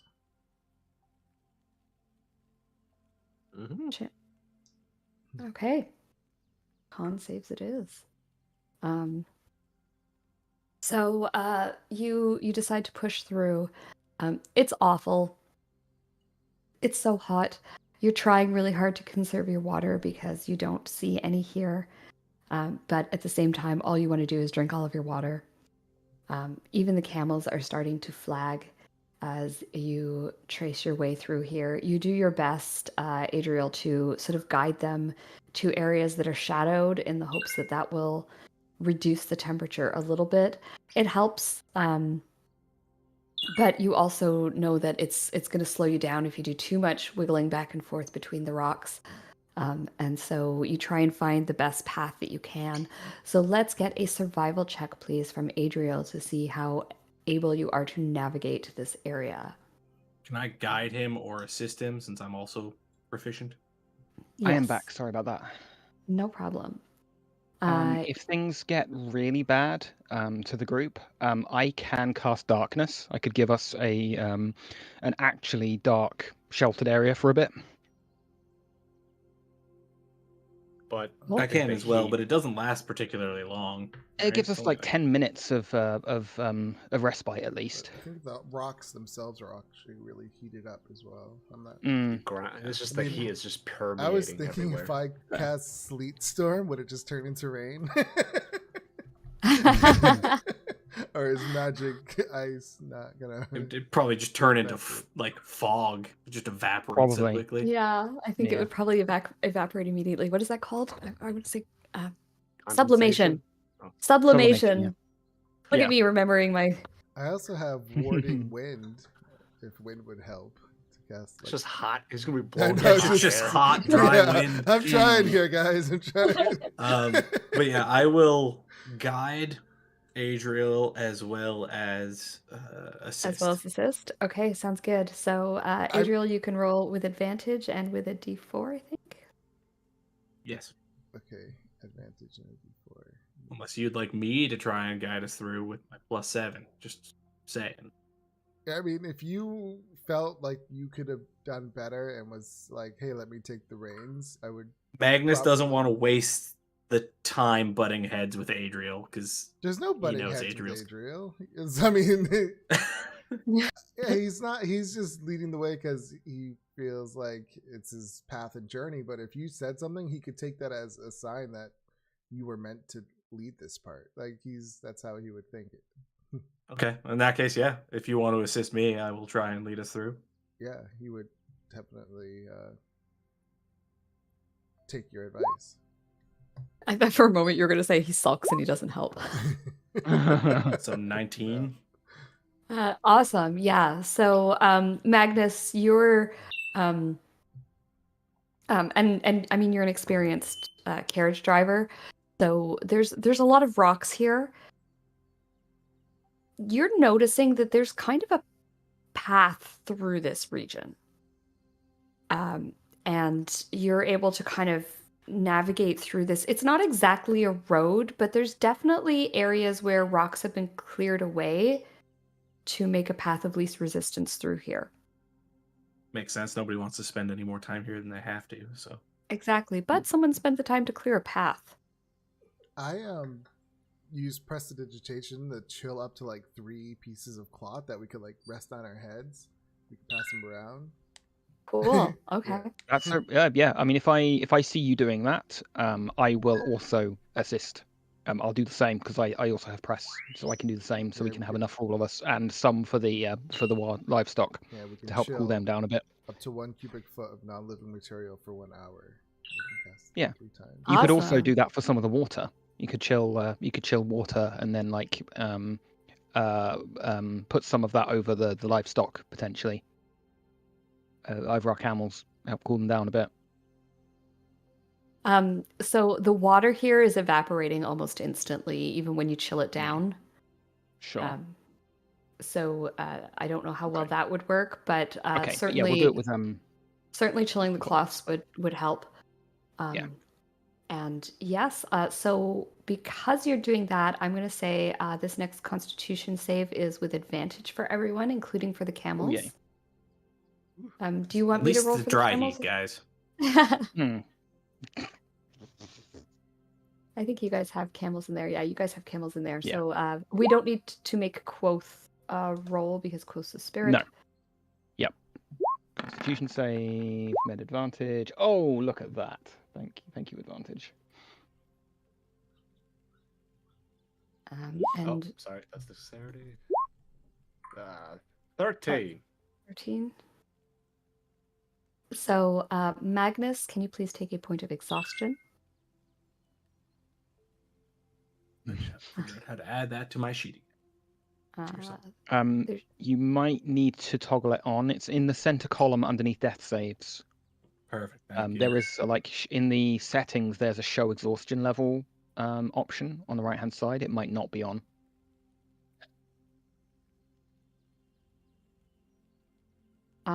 So Way, you're fine Oh, with your 13, but Magnus is starting to flag a little bit, and who's rolling for the camels? Can someone roll? How many do you have with you? 2 right now, I believe. yeah, we have 2. So I need 2 I'll rolls do the from con camels. save. They do not have the toggle advantage on. Advantage toggle, whisper toggle, advantage, con, and con. Nice. Okay, camels are fine. Yeah, that's the important bit. So let's get another survival check, please, from Magnus as you continue guiding the party through this area. Oh, Magnus knows that he's flagging, so he will just guide Adriel. And be like, look, you I think you still have I a can't see higher- straight, so You still have a higher thing, won't you? I do, but I have Oh, disadvantage. disadvantage. Well, if okay. you're assisted, that will be cancelled out at least. Yeah. So it would be a normal roll, yeah. Yeah. Okay. Yeah. I will guide I myself. have and- faith in you. I say. Yeah. Look at that. Never Nice. didn't have it. Goodness me. Yeah. Definitely, nope. definitely never didn't have it. Even though you're feeling the effects of the heat, you are able to press on and continue to find, like I said, you're sort of bouncing back and forth between the shadows. And just FYI, that survival check is affecting the DC of your con saves. Okay. So let's get another round of con saves, please. Okay. We're still doing the water thing. I think we'll just keep those up whenever the Yeah, cold thing, absolutely. So Way, you're doing fine. Nara's fine. Adria's fine, and Magnus is fine. Okay, you're keeping. Advantage. Camel. Oh, second camel's looking a bit rough, but he just made it. Yay. Thanks to that survival roll. Well done, Hmm. Magnus. Okay, what is that? That's 2. So we're dealing with 2 more here. So Magnus, let's get another survival check. Oof, hold on. I still bless myself. Or not blessing, yeah. Guiding. Okay, 12. let's get another round of con saves from everyone. This time the DC has gone up to 12. Uh-oh.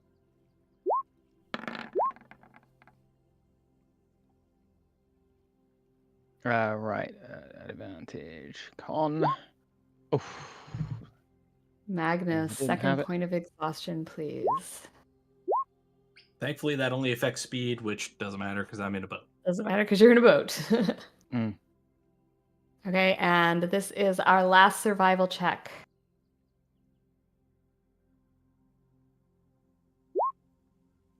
Nice. Okay, DC is Nice. back down to 10. One more set of con saves, please, group. Ooh, Ching. Oh, just make Nara, DC. look at this. Oh. Thank you for making that DC lower. Holy shit. Camel and camel. My screen just went blank. Touch your mouse, Kirsty. There we go. Okay. So Magnus, and it kind of makes sense, right? You're the one in the heaviest armor, so you're struggling sort of the most with the heat. But you make it out to the other side of these rocks and probably vow to yourselves never to go that way ever again. Would have been nice if your tribe had told us about that shit show. Magnus, well, who is your god? Ilmater. Oh, He's from the south. He's not from the desert land area. He doesn't. I mean, Is he a well-known one? Like, would I know him? Elmire? Probably, yeah. He's One of the pretty. famous ones. Yeah. So Yeah, he's I kind of, under my breath, thank you for your guidance, Elmitter. ooh. Talking to one of the just- other gods. I like it. Well, you know, they gotta socialize every so often. Mm. At the you know, Christmas Christmas parties. Mm. They don't want to, but you know, it's an obligation. Helm drags them all there and makes mean- them all socialize. Yeah, that's Mm-hmm. how that's how he would see it. Like, your god helped you through it, so yeah, he thanks him. I mean, yeah, that's pretty much how Magnus sees it. He's not dead, so he's happy. Awesome. Yeah. Probably So vomiting off the side of the boat, though. yeah, not feeling good at all. But you make it, and it's weird because what has been an extremely hot and uncomfortable journey, all of a sudden getting back into the regular desert again feels you feel cooler. Hmm. So it's a bit of relief, and I imagine you probably stop and take a short break when you get to the other side. Yeah. So you can short rest your characters. I don't know if that has any impact. I don't think that will have any impact on the exhaustion. I think you'll have to wait for a No, long I rest there, think Magnus. I think a long rest. Long takes rest away reduces exhaustion. by 1, I think. Yeah. Yeah. And can I please have perception checks from the party? Oh, could I?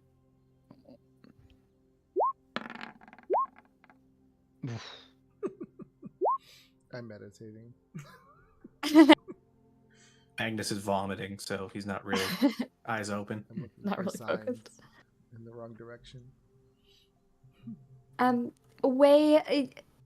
Magnus sort of noticed this before about how a path had been cleared here. You're seeing signs of like movement in the desert, as though this is a route that is traveled. The way ahead of you, as you guys start moving forward, you just see like the odd little piece of like garbage along the side of the road kind of idea. And it's not real, obviously it's not really a road because you're traveling through the desert, but there seems to be sort of like a flattened path that you're following. This might be going somewhere. It blends in enough that the rest of the group hasn't really noticed that you're on a road, but you think you might be. All right, I'll direct us. If I find us, who's steering? I think Adriel's Yeah, steering I the would take wagon and back I'm steering the control. boat. That way, I'll try to correct him if he starts to sort of veer off from that. I'll try to point it out to him too. Once it's pointed out, you guys can see it. It's very hard to see. It looks like it's not really traveled that often, or that it's maybe concealed. But you do definitely see signs that people pass this way or something passes this way. Yeah, I'll point out the thrown out wrapper on the side of the road. Mhm. Chip package. You see that, mate? That a Teddy's chocolate orange wrapper. Oh wow, the rarest of treasures. That actually, thinking about it, that fits the magic, like the spell description, like Mike's Hard Lemonade. It does. Yep. Interesting. I think This guy's Magnus looking probably for calls that, down to the wagon and says, "If we ever manage to make it back in town, we need to get that wagon enchanted with some sort of cooling spell because this would is be useful. terrible." You're right there. I'm gonna dig into my herbalism kit and get a little bit of mint, lemongrass. Awesome. Chew on Like that. ginger or something. Yeah, I'm sure I have like dried ginger in there as well. Chew on this. Absolutely. I'll wrap it up in a little tiny string. Chew on that. And I think Magnus is wise enough to hand off control of the boat to Lunara. Be like, look, I know you don't really know Okay. a lot about sailing this thing, but I've watched you I'll enough. just guide you. I'm sure I can manage. I'm sure you can Yeah, figure sure. it out. Yep. I will before he does that, I will take like a strip of cloth or something and I will press it to be colder and tell him like when you're feeling really bad, just put this over your eyes. Like, and try and nap. I can guide this thing. As long as we're not doing anything particularly dangerous, I can guide this thing. Beauty. Awesome. Yeah. He just kind of reclines in the boat at this point to Mm. try and mitigate how horrible he feels.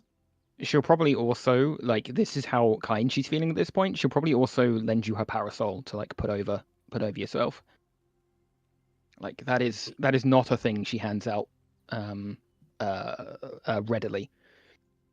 Magnus would say, I'm very grateful, but honestly, we don't need two of us crisping up in this desert heat. So you keep that, and Okay. I'll deal with it. Sure. I shall fortify.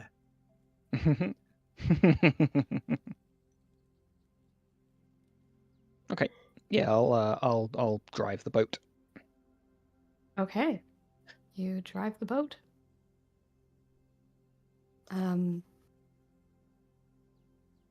You can go ahead and long rest your characters a couple of times. Take your exhaustion points back as you travel for another couple of days through the desert and without anything of further significance happening.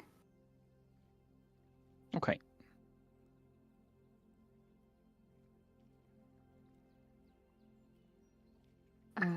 And on day 3, you arrive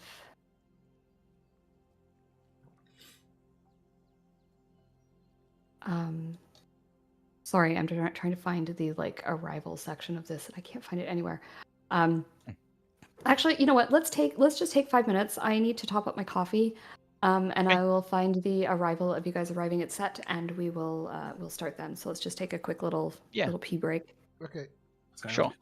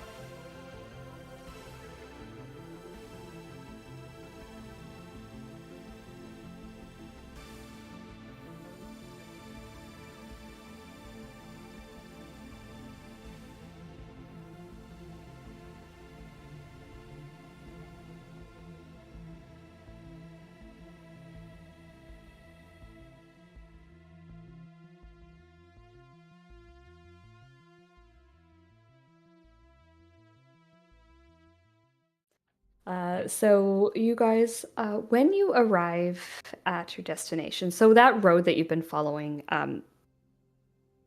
becomes more and more of a road. And when you get to where you're going, you are shocked by the fact, or perhaps you're not, I don't know you. But you see that there are tents. Oh, that's really tiny. Oh, That's the Oh, there's official tents image for from the ants? book.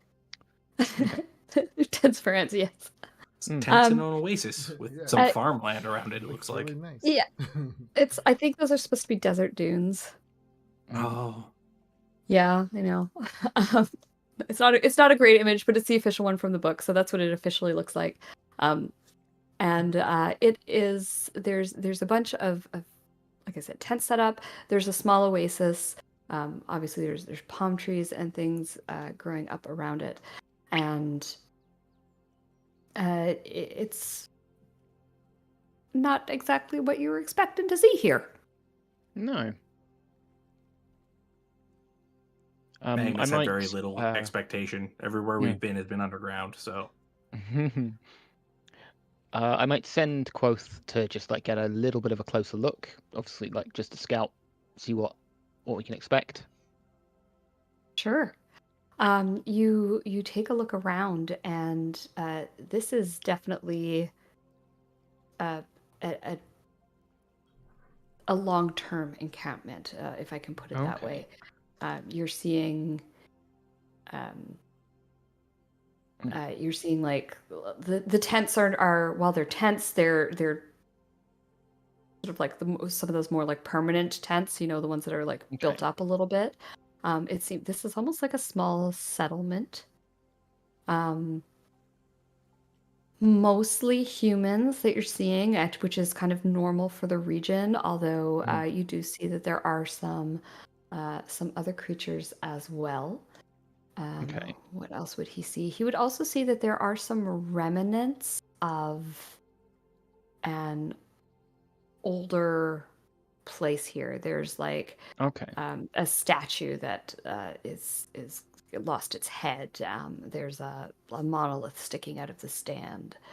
Out of the sand, amongst some Okay. palm trees. It looks like there was something else here at some point.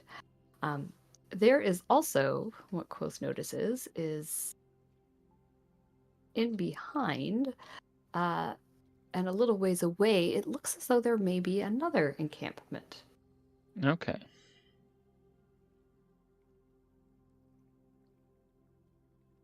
Okay. I'll relay the information. And say let's get closer and have a look, shall we? Yes. we didn't travel all this way just to sit outside. Just as well. How do you guys approach? Casually. No, I mean we're just travelers in the desert. Yeah. Let's approach like we're travelers. These Okay. two encampments don't look like they're fighting each other in any way, right? It doesn't look like a Romeo and Juliet situation where they've hated each other for eons. You don't. There's no active warfare going on at the moment. And you don't see, while you do see some defenses, it doesn't look. They're not all. It's not a bunch. There's not a bunch of guns pointed at each other. Maybe that's the best way to say it. Okay, they don't seem to be on like a war footing. No. They don't look particularly friendly to one another either. You don't see like a path between the two. Okay. And each, like I said, they do seem to have defenses, but nothing that is overly concerning at this time. Which one are you approaching? Are you approaching the closest one that Quoth scouted out, or are you approaching the other one that's a little bit further away? The closest one. Closest one first, I guess. Yeah. Okay.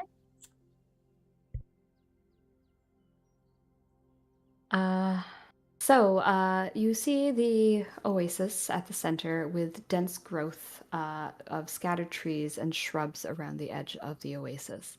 Tents are scattered in the sand beneath the trees at the outskirts, with a concentration of them to the northwest. Your camels pick up their pace as they scent the water ahead, and you head towards a great nomad camp. There are many small tents that encircle one very large tent, there being perhaps 100 tents in all.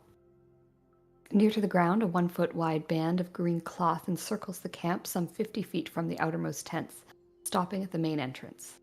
A similar band of red cloth encircles the camp at a distance of 30 feet from the outermost tents. 4 men in desert robes guard the main entrance to the camp. Other robed guards patrol the camp perimeter on horseback. Yeah, no worries, Nick. I mean, we definitely don't cross any of those carpeted areas, right? We're going to stop well before that. Yeah. We'll do that. I don't know what the customs are here, so I don't want to go walking on into places that we're not supposed to be. Okay. So as you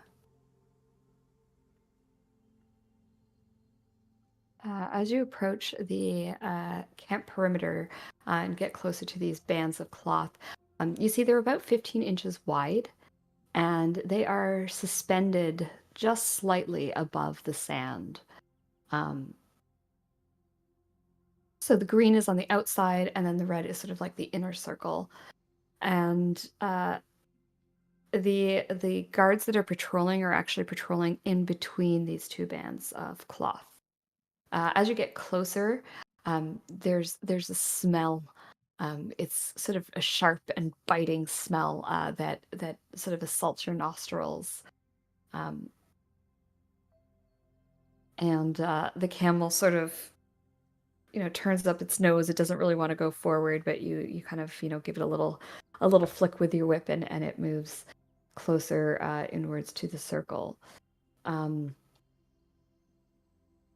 Is it like an acrid smell, or is it closer to like a sickly sweet? It's acrid. It's very sharp. It's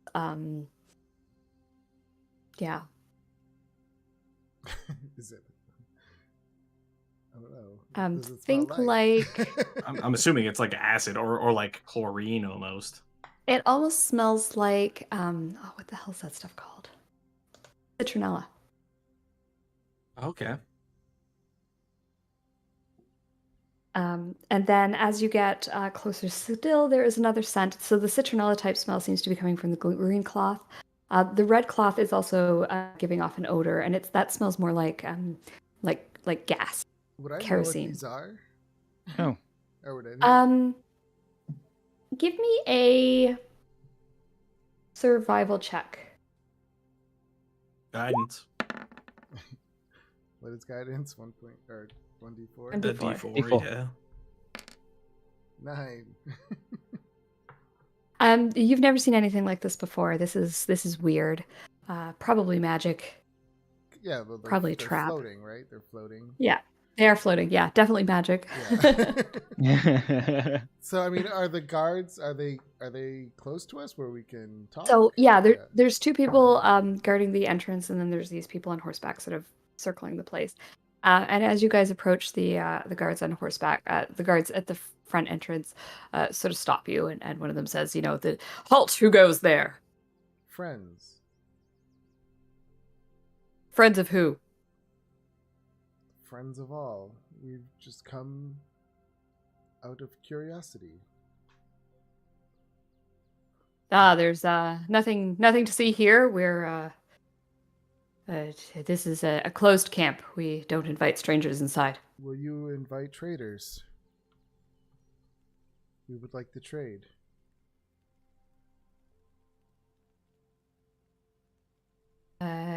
He kind of looks at you up and down.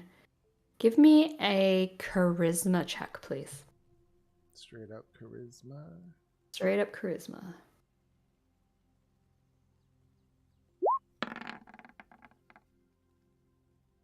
Oh dear. You I don't think you you've rolls at the start of the game. I don't think you failed a charisma check yet. This is a first. Oh my god. He looks at you and he says, Can I have "No, we don't have anything to." persuasion? Well, you don't have anything. I look at Lenara, like for help.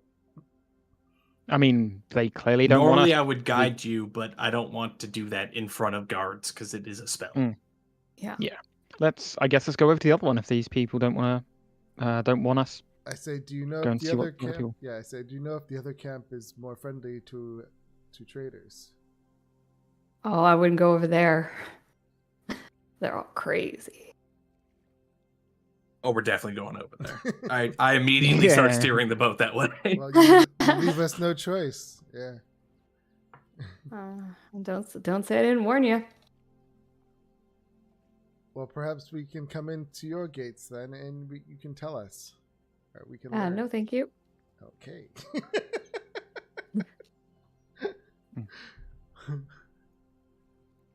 Well, So, I will say to Adriel when we're like halfway between the two camps, like, all right, when we get there and you say that we're friends, we're friends to this camp, but not the last one. well, the other camp told us to fuck off. So, I mean, it's Exactly. accurate. well, perhaps Lenara should handle this one. Yeah, I can handle if you like. All right. Because I just feel like she'll have It's the same deal with the rings. No, this one does not have any rings around it. Sorry. This Interesting. one does still have guards patrolling around. Did I detect any magic off of the Oh, rings? they were. I Yeah, saw. we could tell because they were. Yes. Yeah, they were. So they were Okay. floating, and you probably evocation magic from both of them. Okay. Yeah, that makes sense. I think I know what one of them does. The second one is curious.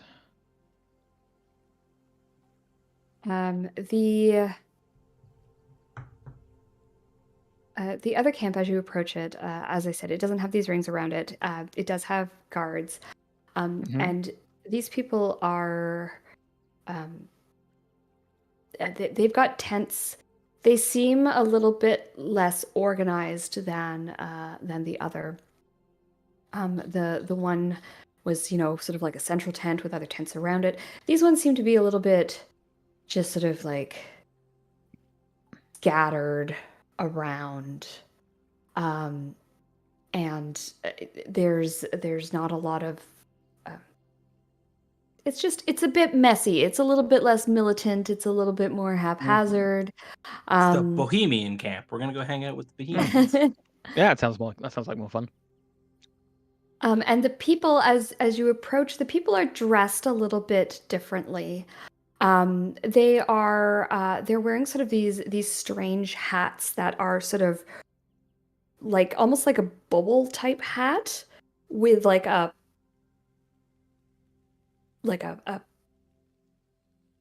thing on top, like think like a toque with a pom-pom, except they're made of like fabric instead.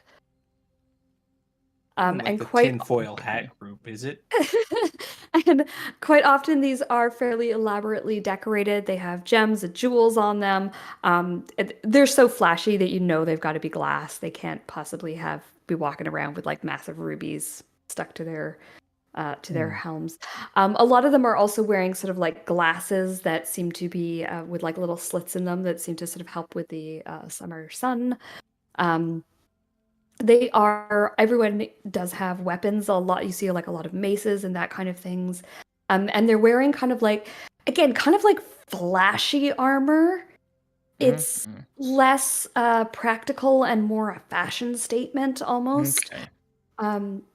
And a lot of it's like they'll have like those elaborate like shoulder pads that like sort of like come up from the shoulders and are kind of up around their ears kind of dealio. But then they'll be wearing like World of Warcraft. Yeah, but they're wearing like robes underneath it because it's hot, and who wears full plate armor in this kind of heat, right? So it's like it's a weird combination. I mean, not me. If I had full plate, I would be wearing it though. Split. Fair enough. You also see like bits of chainmail. You see bits of like it's a weird combination. People carrying scimitars. And as you approach, one of the people comes up to you. He sees you approaching. One of the people who is guarding, and he says, "Greetings, friends. Hi there. How's it going? It is going excellent today. How are you doing?" Yeah, we're okay. We've made it through the worst bit of the desert and out the Huh. other side. The desert takes the lives of many and Not grants ours them today. sweet release. I mean, that's one way of putting it. I look at Lunara when he says that. Like, oh god. Yep, Lunara kind of gives you a very subtle like head nod, like yep. He wasn't lying. Might What at least get brings some you to information this- from these guys. What brings you to this section of the desert?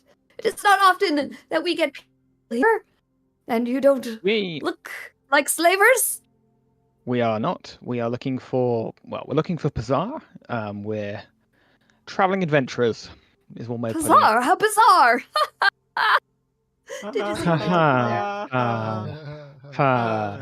I'm regretting our decision. Ha ha ha. Huh?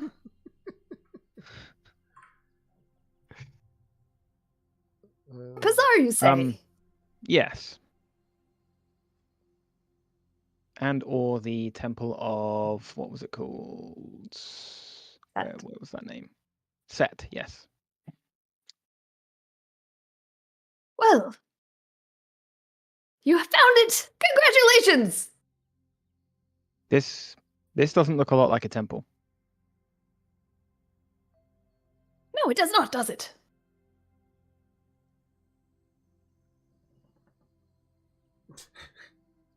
Would you care to elaborate?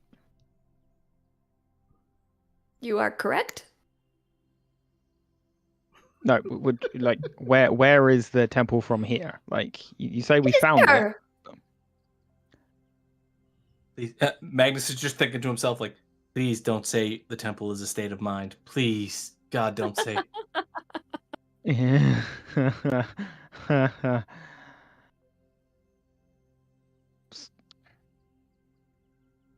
Sorry, what do you mean it's here? Like this is a field. This is an oasis, roughly. You are correct. Again, you have so much knowledge, friend. I have a reasonable amount. Okay. He kind of like looks What- at you expectantly.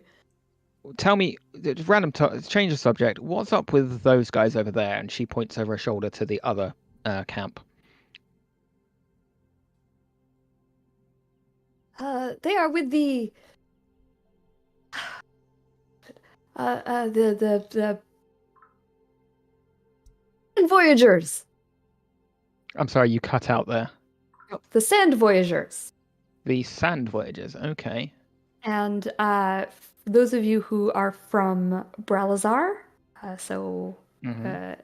Adriel, Lunara, and Magnus, would all recognize, and Wei, you might have heard of that because you've been there. The Sand Voyagers Guild is the caravan guild that you bought your wagon from, actually, so you've all heard of it. Yeah. Yeah. Okay. They're and also who- known to be. He did mention slavers, and you know that they are known to do I see. some slaving as well. I see. And who? What is your group? Assuming you have a designation as such. Oh yes, yes. We are the Friends of Kellicathars. Kellic. Name ring any bells with anybody? I feel like it is familiar, but What the hell's his name? Don't want me saying it wrong. Calatharius. Calatharius? Calatharius. Yeah. Calatharius. Yes. Son of a bitch. Friends of his? He doesn't seem the friendly sort. Indeed, he is not. But you want to be friends anyway? Is this is he tsundere towards you? Calitharius will bring great power to those who worship him. Oh, the worshippers. I see. Just getting big, like those lunatics with the signs when aliens show up. Getting big vibes of that right now. Did you say that out loud? No, God, no. Check. See, and what's brought you here? Why are you here exactly? Oh, we have always been here. This is where we worship. I If they see. worship something in particular. I mean, how do you worship here? What do you? Is there a thing you worship, or like an object you worship as idol of him, or does he come here? Fuck, I Oh, hope we he doesn't come here. We worship the great Calitharius, and we in the temple. Where else would you worship Okay. but in the temple? I mean, fair. Could you show me to the temple? No. But we wish to be Disappointing. saved. You wish to be saved? You wish to join our numbers? Well, I mean, if you say that we could be saved by this great Calitharius if we worship at the temple, then, I mean, the choice seems obvious, does it not? And I just give Lunara a look. Yes. Yeah. Obvious. Yeah. Definitely. Now you all wish to be initiated into the ways of the Friends? He looks around at Wei Yeah, and Adriel. sure. Magnus is just standing like, Adriel, come on, don't say that you're warm. Don't do it. You're just mentally trying to communicate without message. I'm looking at them, looking back. I am a friend. Excellent. Come! You must meet our leader, and then you can be initiated into the ways of the Friends. And the great Calitharius will bring you the sweet release of death. I mean, I don't think we're ready for that bit. That's Like, very that's just maybe a extreme. little bit too far. We have things to do before we can die. I mean, at the very least, we need to see the temple. We need to bask in its glory. Yeah. Oh, of course. Oh, don't worry. We won't kill you immediately. If you're No. if death is the final thing, why are all you still alive? Well, you have to earn it. Oh, so none of you've earned death yet. No, unfortunately. Try though I might. How fortunate for you. I mean, if May- it's like a kitchen knife, that'd be pretty easy. Is it a set of like trials you must endure to gain such a blessing? Oh. Nadron will fill you in. Just turn Come to with me, Lunara come with like, me. oh, we're fucked. Mm. Okay, let's follow. Yeah, I'm morbidly curious. I know, ironic turn of phrase there. But yeah, let's meet their leader at least. Okay. So you are taken to one of the larger tents, and people kind of like watch you as you go past. You're probably going to have to leave your caravan and your boat sort of near the entrance where you come in. Yeah, well, I'll if we set the boat on top of the caravan, I'll leave Quoth on top to warn me if they touch it. Okay. And you head over to the tent, and your new friend says, Nadron, I have brought people who wish to be initiated into the ways of the Friends. And you hear a voice coming from within the tent that says, I knew they were coming. They may enter. Of course you did. Lunara mutters under her breath, of course you did. I heard that, and I knew you were going to say it. Of course you did. And you Twas enter. foretold. You enter, and inside you see a man who has the longest beard you've ever seen. He's so skinny. He's like he's practically flesh and bone, and he has this long beard that he has like wrapped around his waist like 6 times. And he's wearing a really oversized turban, with a giant ostrich feather sticking out of it, with a gemstone at the center.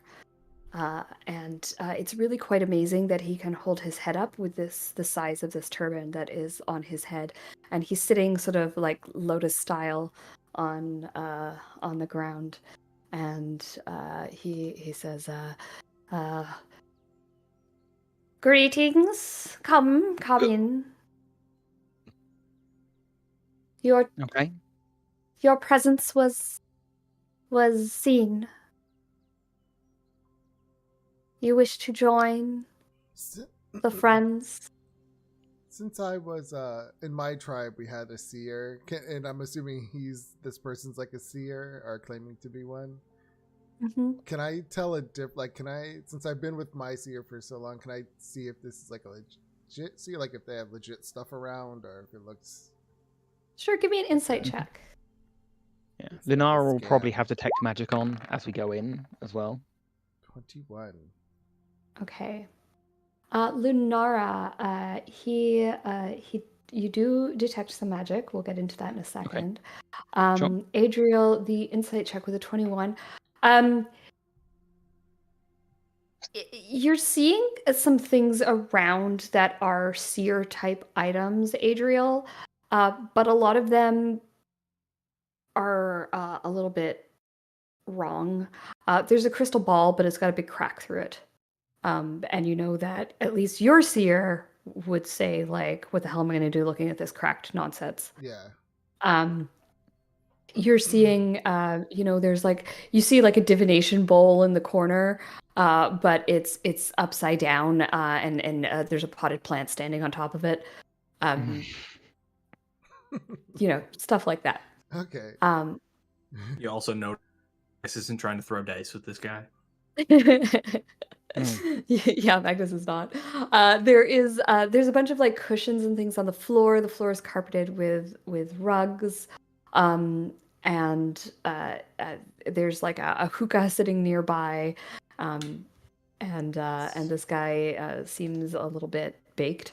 So I will say, oh, it is the great seer of this tribe. Indeed, I am the leader and the seer both. I have accepted such roles. Lunara, with your detect magic, you are seeing that the turban that he is wearing is actually glowing with some magic.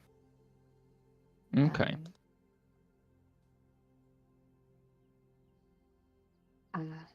Sorry, I'm trying to see if I could figure out what school it is. You know, for a game system that gives you a thing that tells you what school everything is, it'd be nice if the module said, like, it is this school. What school everything is? Yeah. Because it is the worst get trying that to look for at the magic effects of items, stuff yeah. and be like, I don't know, maybe it's divination magic or necromancy? I'm not Yeah, sure. it's such a huge oversight. Yeah, exactly. So this the turban is definitely giving off an aura of abjuration magic. Okay. He has there are some spell scrolls that you see sort of on top of a trunk. And those would be glowing with a little bit of magic as well. And what else is visible? There is also, he's got like a little wooden stick that he's carrying. It doesn't look like a wand, Okay. but it's sort of scrawny, but that is glowing, and that would be glowing with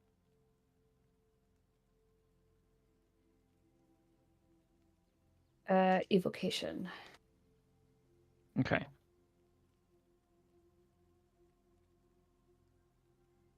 Okay. Might see if he'll be interested in training once we've discussed this. And so he says to you, I have been expecting people to come to us now that he has risen. now that he walks once again upon these plains. People for yours said we were crazy, but we knew we were not. The prophecies have come true. What do the prophecies say happens now? The prophecy says that when the one awakens, two more shall awaken.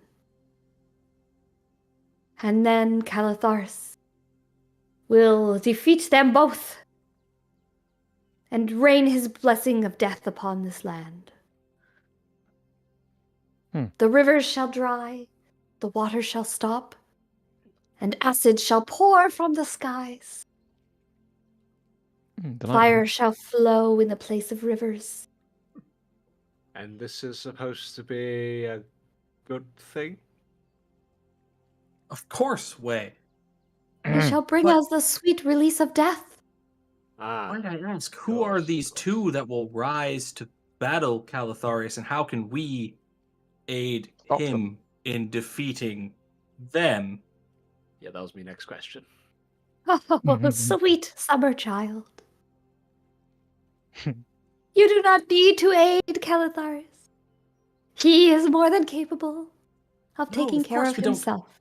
Of course we don't need to aid him, but in order to show my devotion, I would like to be a pawn in his game. If you wish to be a pawn in his game, then you must become one of us, study with us, worship with us, and Calatharius will let us know his wants when the time is right.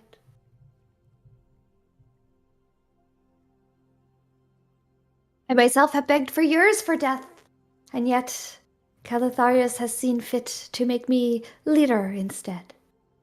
And I have humbly taken that upon myself, that I may do his wishes and gain many monies.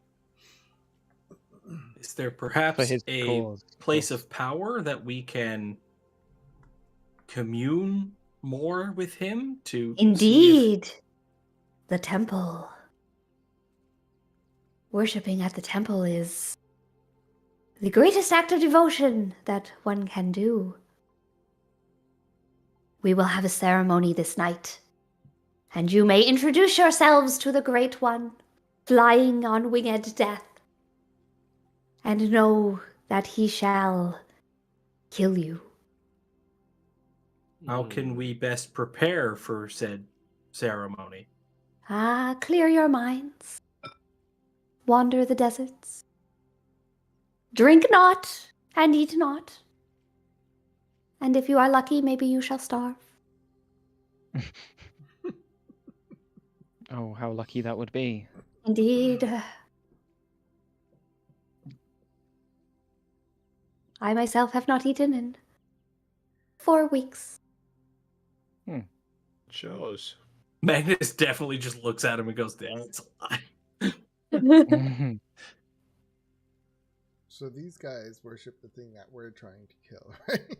So 100%, and we need to get Yep. to that temple to find a way in and stop things. Are you having this discussion in front of me? Because this may be a problem. This, I think this is out of No, character. yeah, out of character. So you guys walk So out I'm of the giving tent. looks though at them, like, do we get rid of these people? Wait, you're the one with the message spell? Why don't you use it? I might could I possibly I think my partners need to have a discussion about how we prepare further going forward. Might I have a look at your spell scrolls? I could, if you're interested, I could trade for some.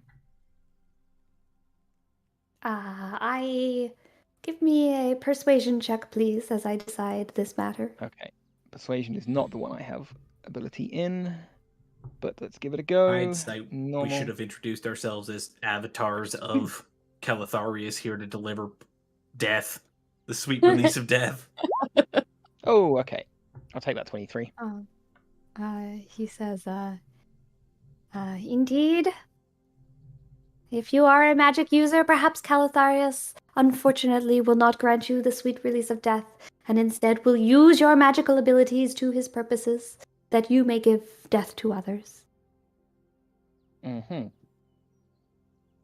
Oh, how fortunate that would be. We So arise as avatars of Calatharius? Is that a possibility?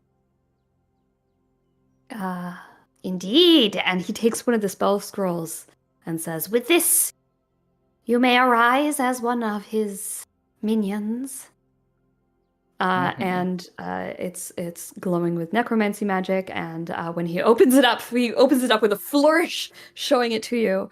And for anyone who is capable of anyone with proficiency in Arcana or anyone capable of casting spells, you are aware that this is a spell of Raise Dead. Oh, interesting. That Is is he- disconcerting. What That's what one else way does of he doing have? it.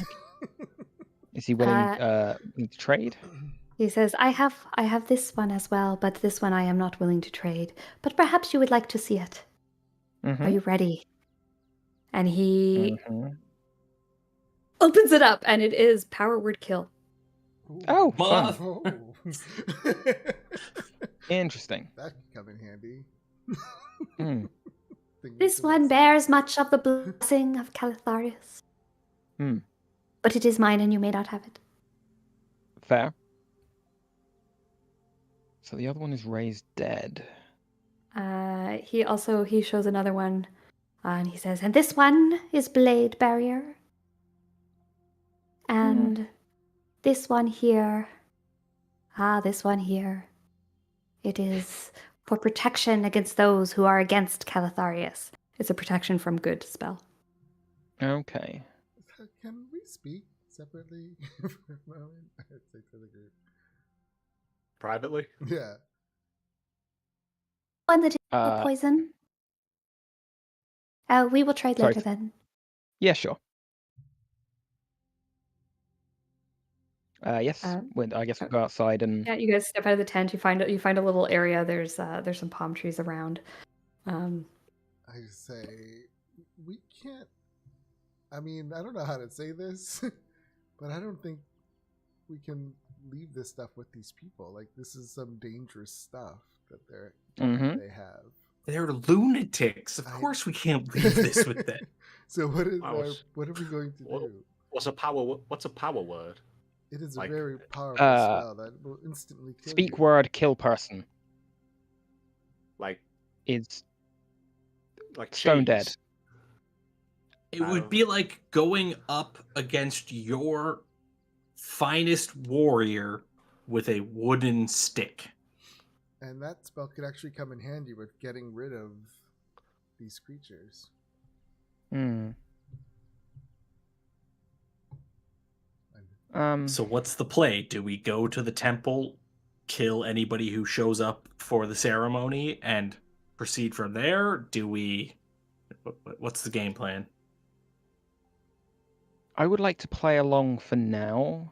Yeah, I think though taking them out as casually and quietly as we can. Like I can silence him so that he can't do most of those spells. I will say I feel bad about possibly killing people who are misguided. Mm-hmm. But they the are alternative too is letting dangerous them to be kill us. left. Yeah, they're too dangerous to be left to just do their own thing. But we don't. And that's saying something considering they're camped next to a bunch of slavers. Mm. And it's hard to say that they might be misguided since they could truly believe in what they're doing. Like I don't know if I would consider that misguided. So if they're just evil. Mm. Like some of them for sure. Some of them could be like. Yeah. I want to cast my eyes around the camp and see what's the situation here? Like, is there families? Is it just a bunch of random incels? Like, what are we looking at? Incel? What? a bunch of nerds on their computers. I hate women. Women suck. It is. It seems to be predominantly adults. You don't see children in this group. Please, God, tell me we don't see children in the cages. No, there's no cages here. everyone seems to be here of their free will that you can see. You don't see anyone bound or anything like that. Or at least those who are bound, it seems to be voluntary. There's a couple people who have hello. strung themselves up Hmm. from these, to allow Calitharis better to give them the sweet release of death.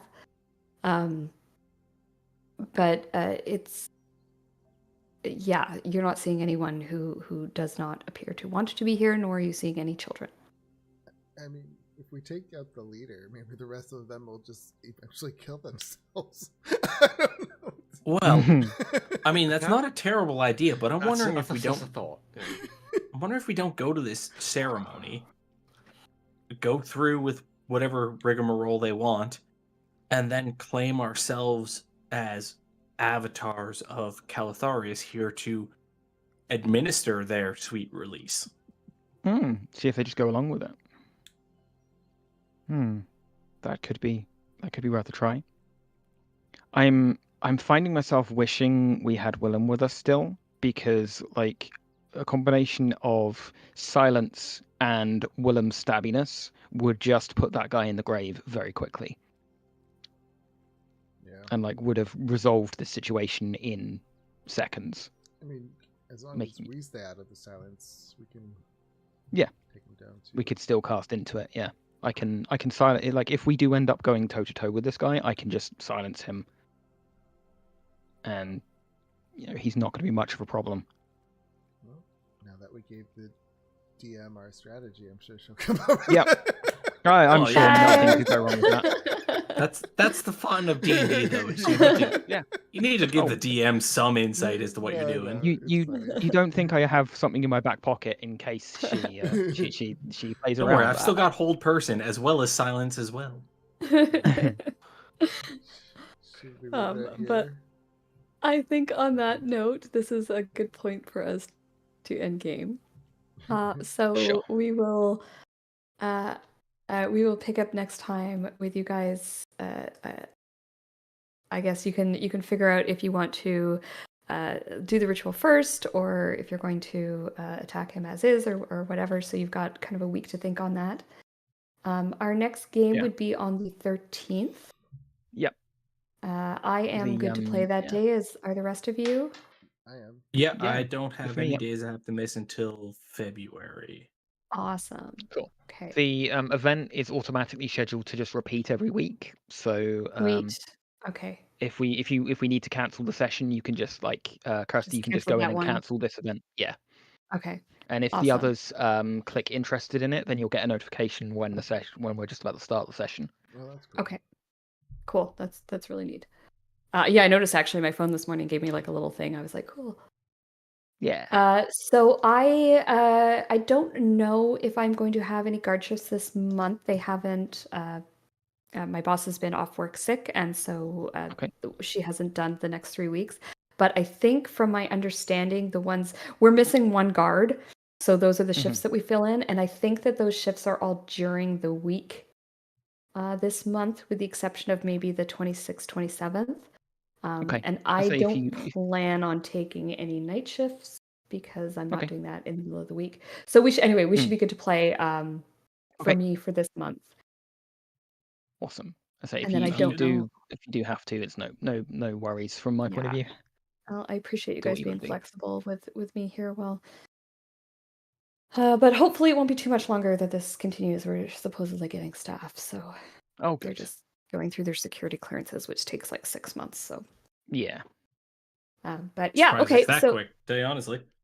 they have put rushes on it. They're paying people overtime to rush the security clearances Oh boy. because Yeah. we're that short-staffed. It's a nightmare right now. Mm. But anyway, that's neither here nor there. So plan on playing on the 13th then. Same bad time, Okay. same bad channel, and I will make sure that I put that map back in. Alright, Yeah. Sounds good. bye, We everyone. should Okay. take Thank you into very much. consideration that this ceremony might summon Calatharius to us, so we should maybe Yeah. plan for that. Yeah. Good point. Well, it wasn't until now. No, I'm kidding. I know. I'm like, idea. Don't Thank give you. DM ideas. Come on. I've It had makes it more DM interesting ideas. for us. No, we have to. Alright. 'Cause then all of a sudden we have to problem solve. It's the best part. All right, I'm out. Have a good day, everyone. All right. Good night, Yeah. everyone. Take See ya. care, everybody. Bye. Thank you, everyone, for joining, and who's watching. Join us next Saturday for a continuation. Have a good day.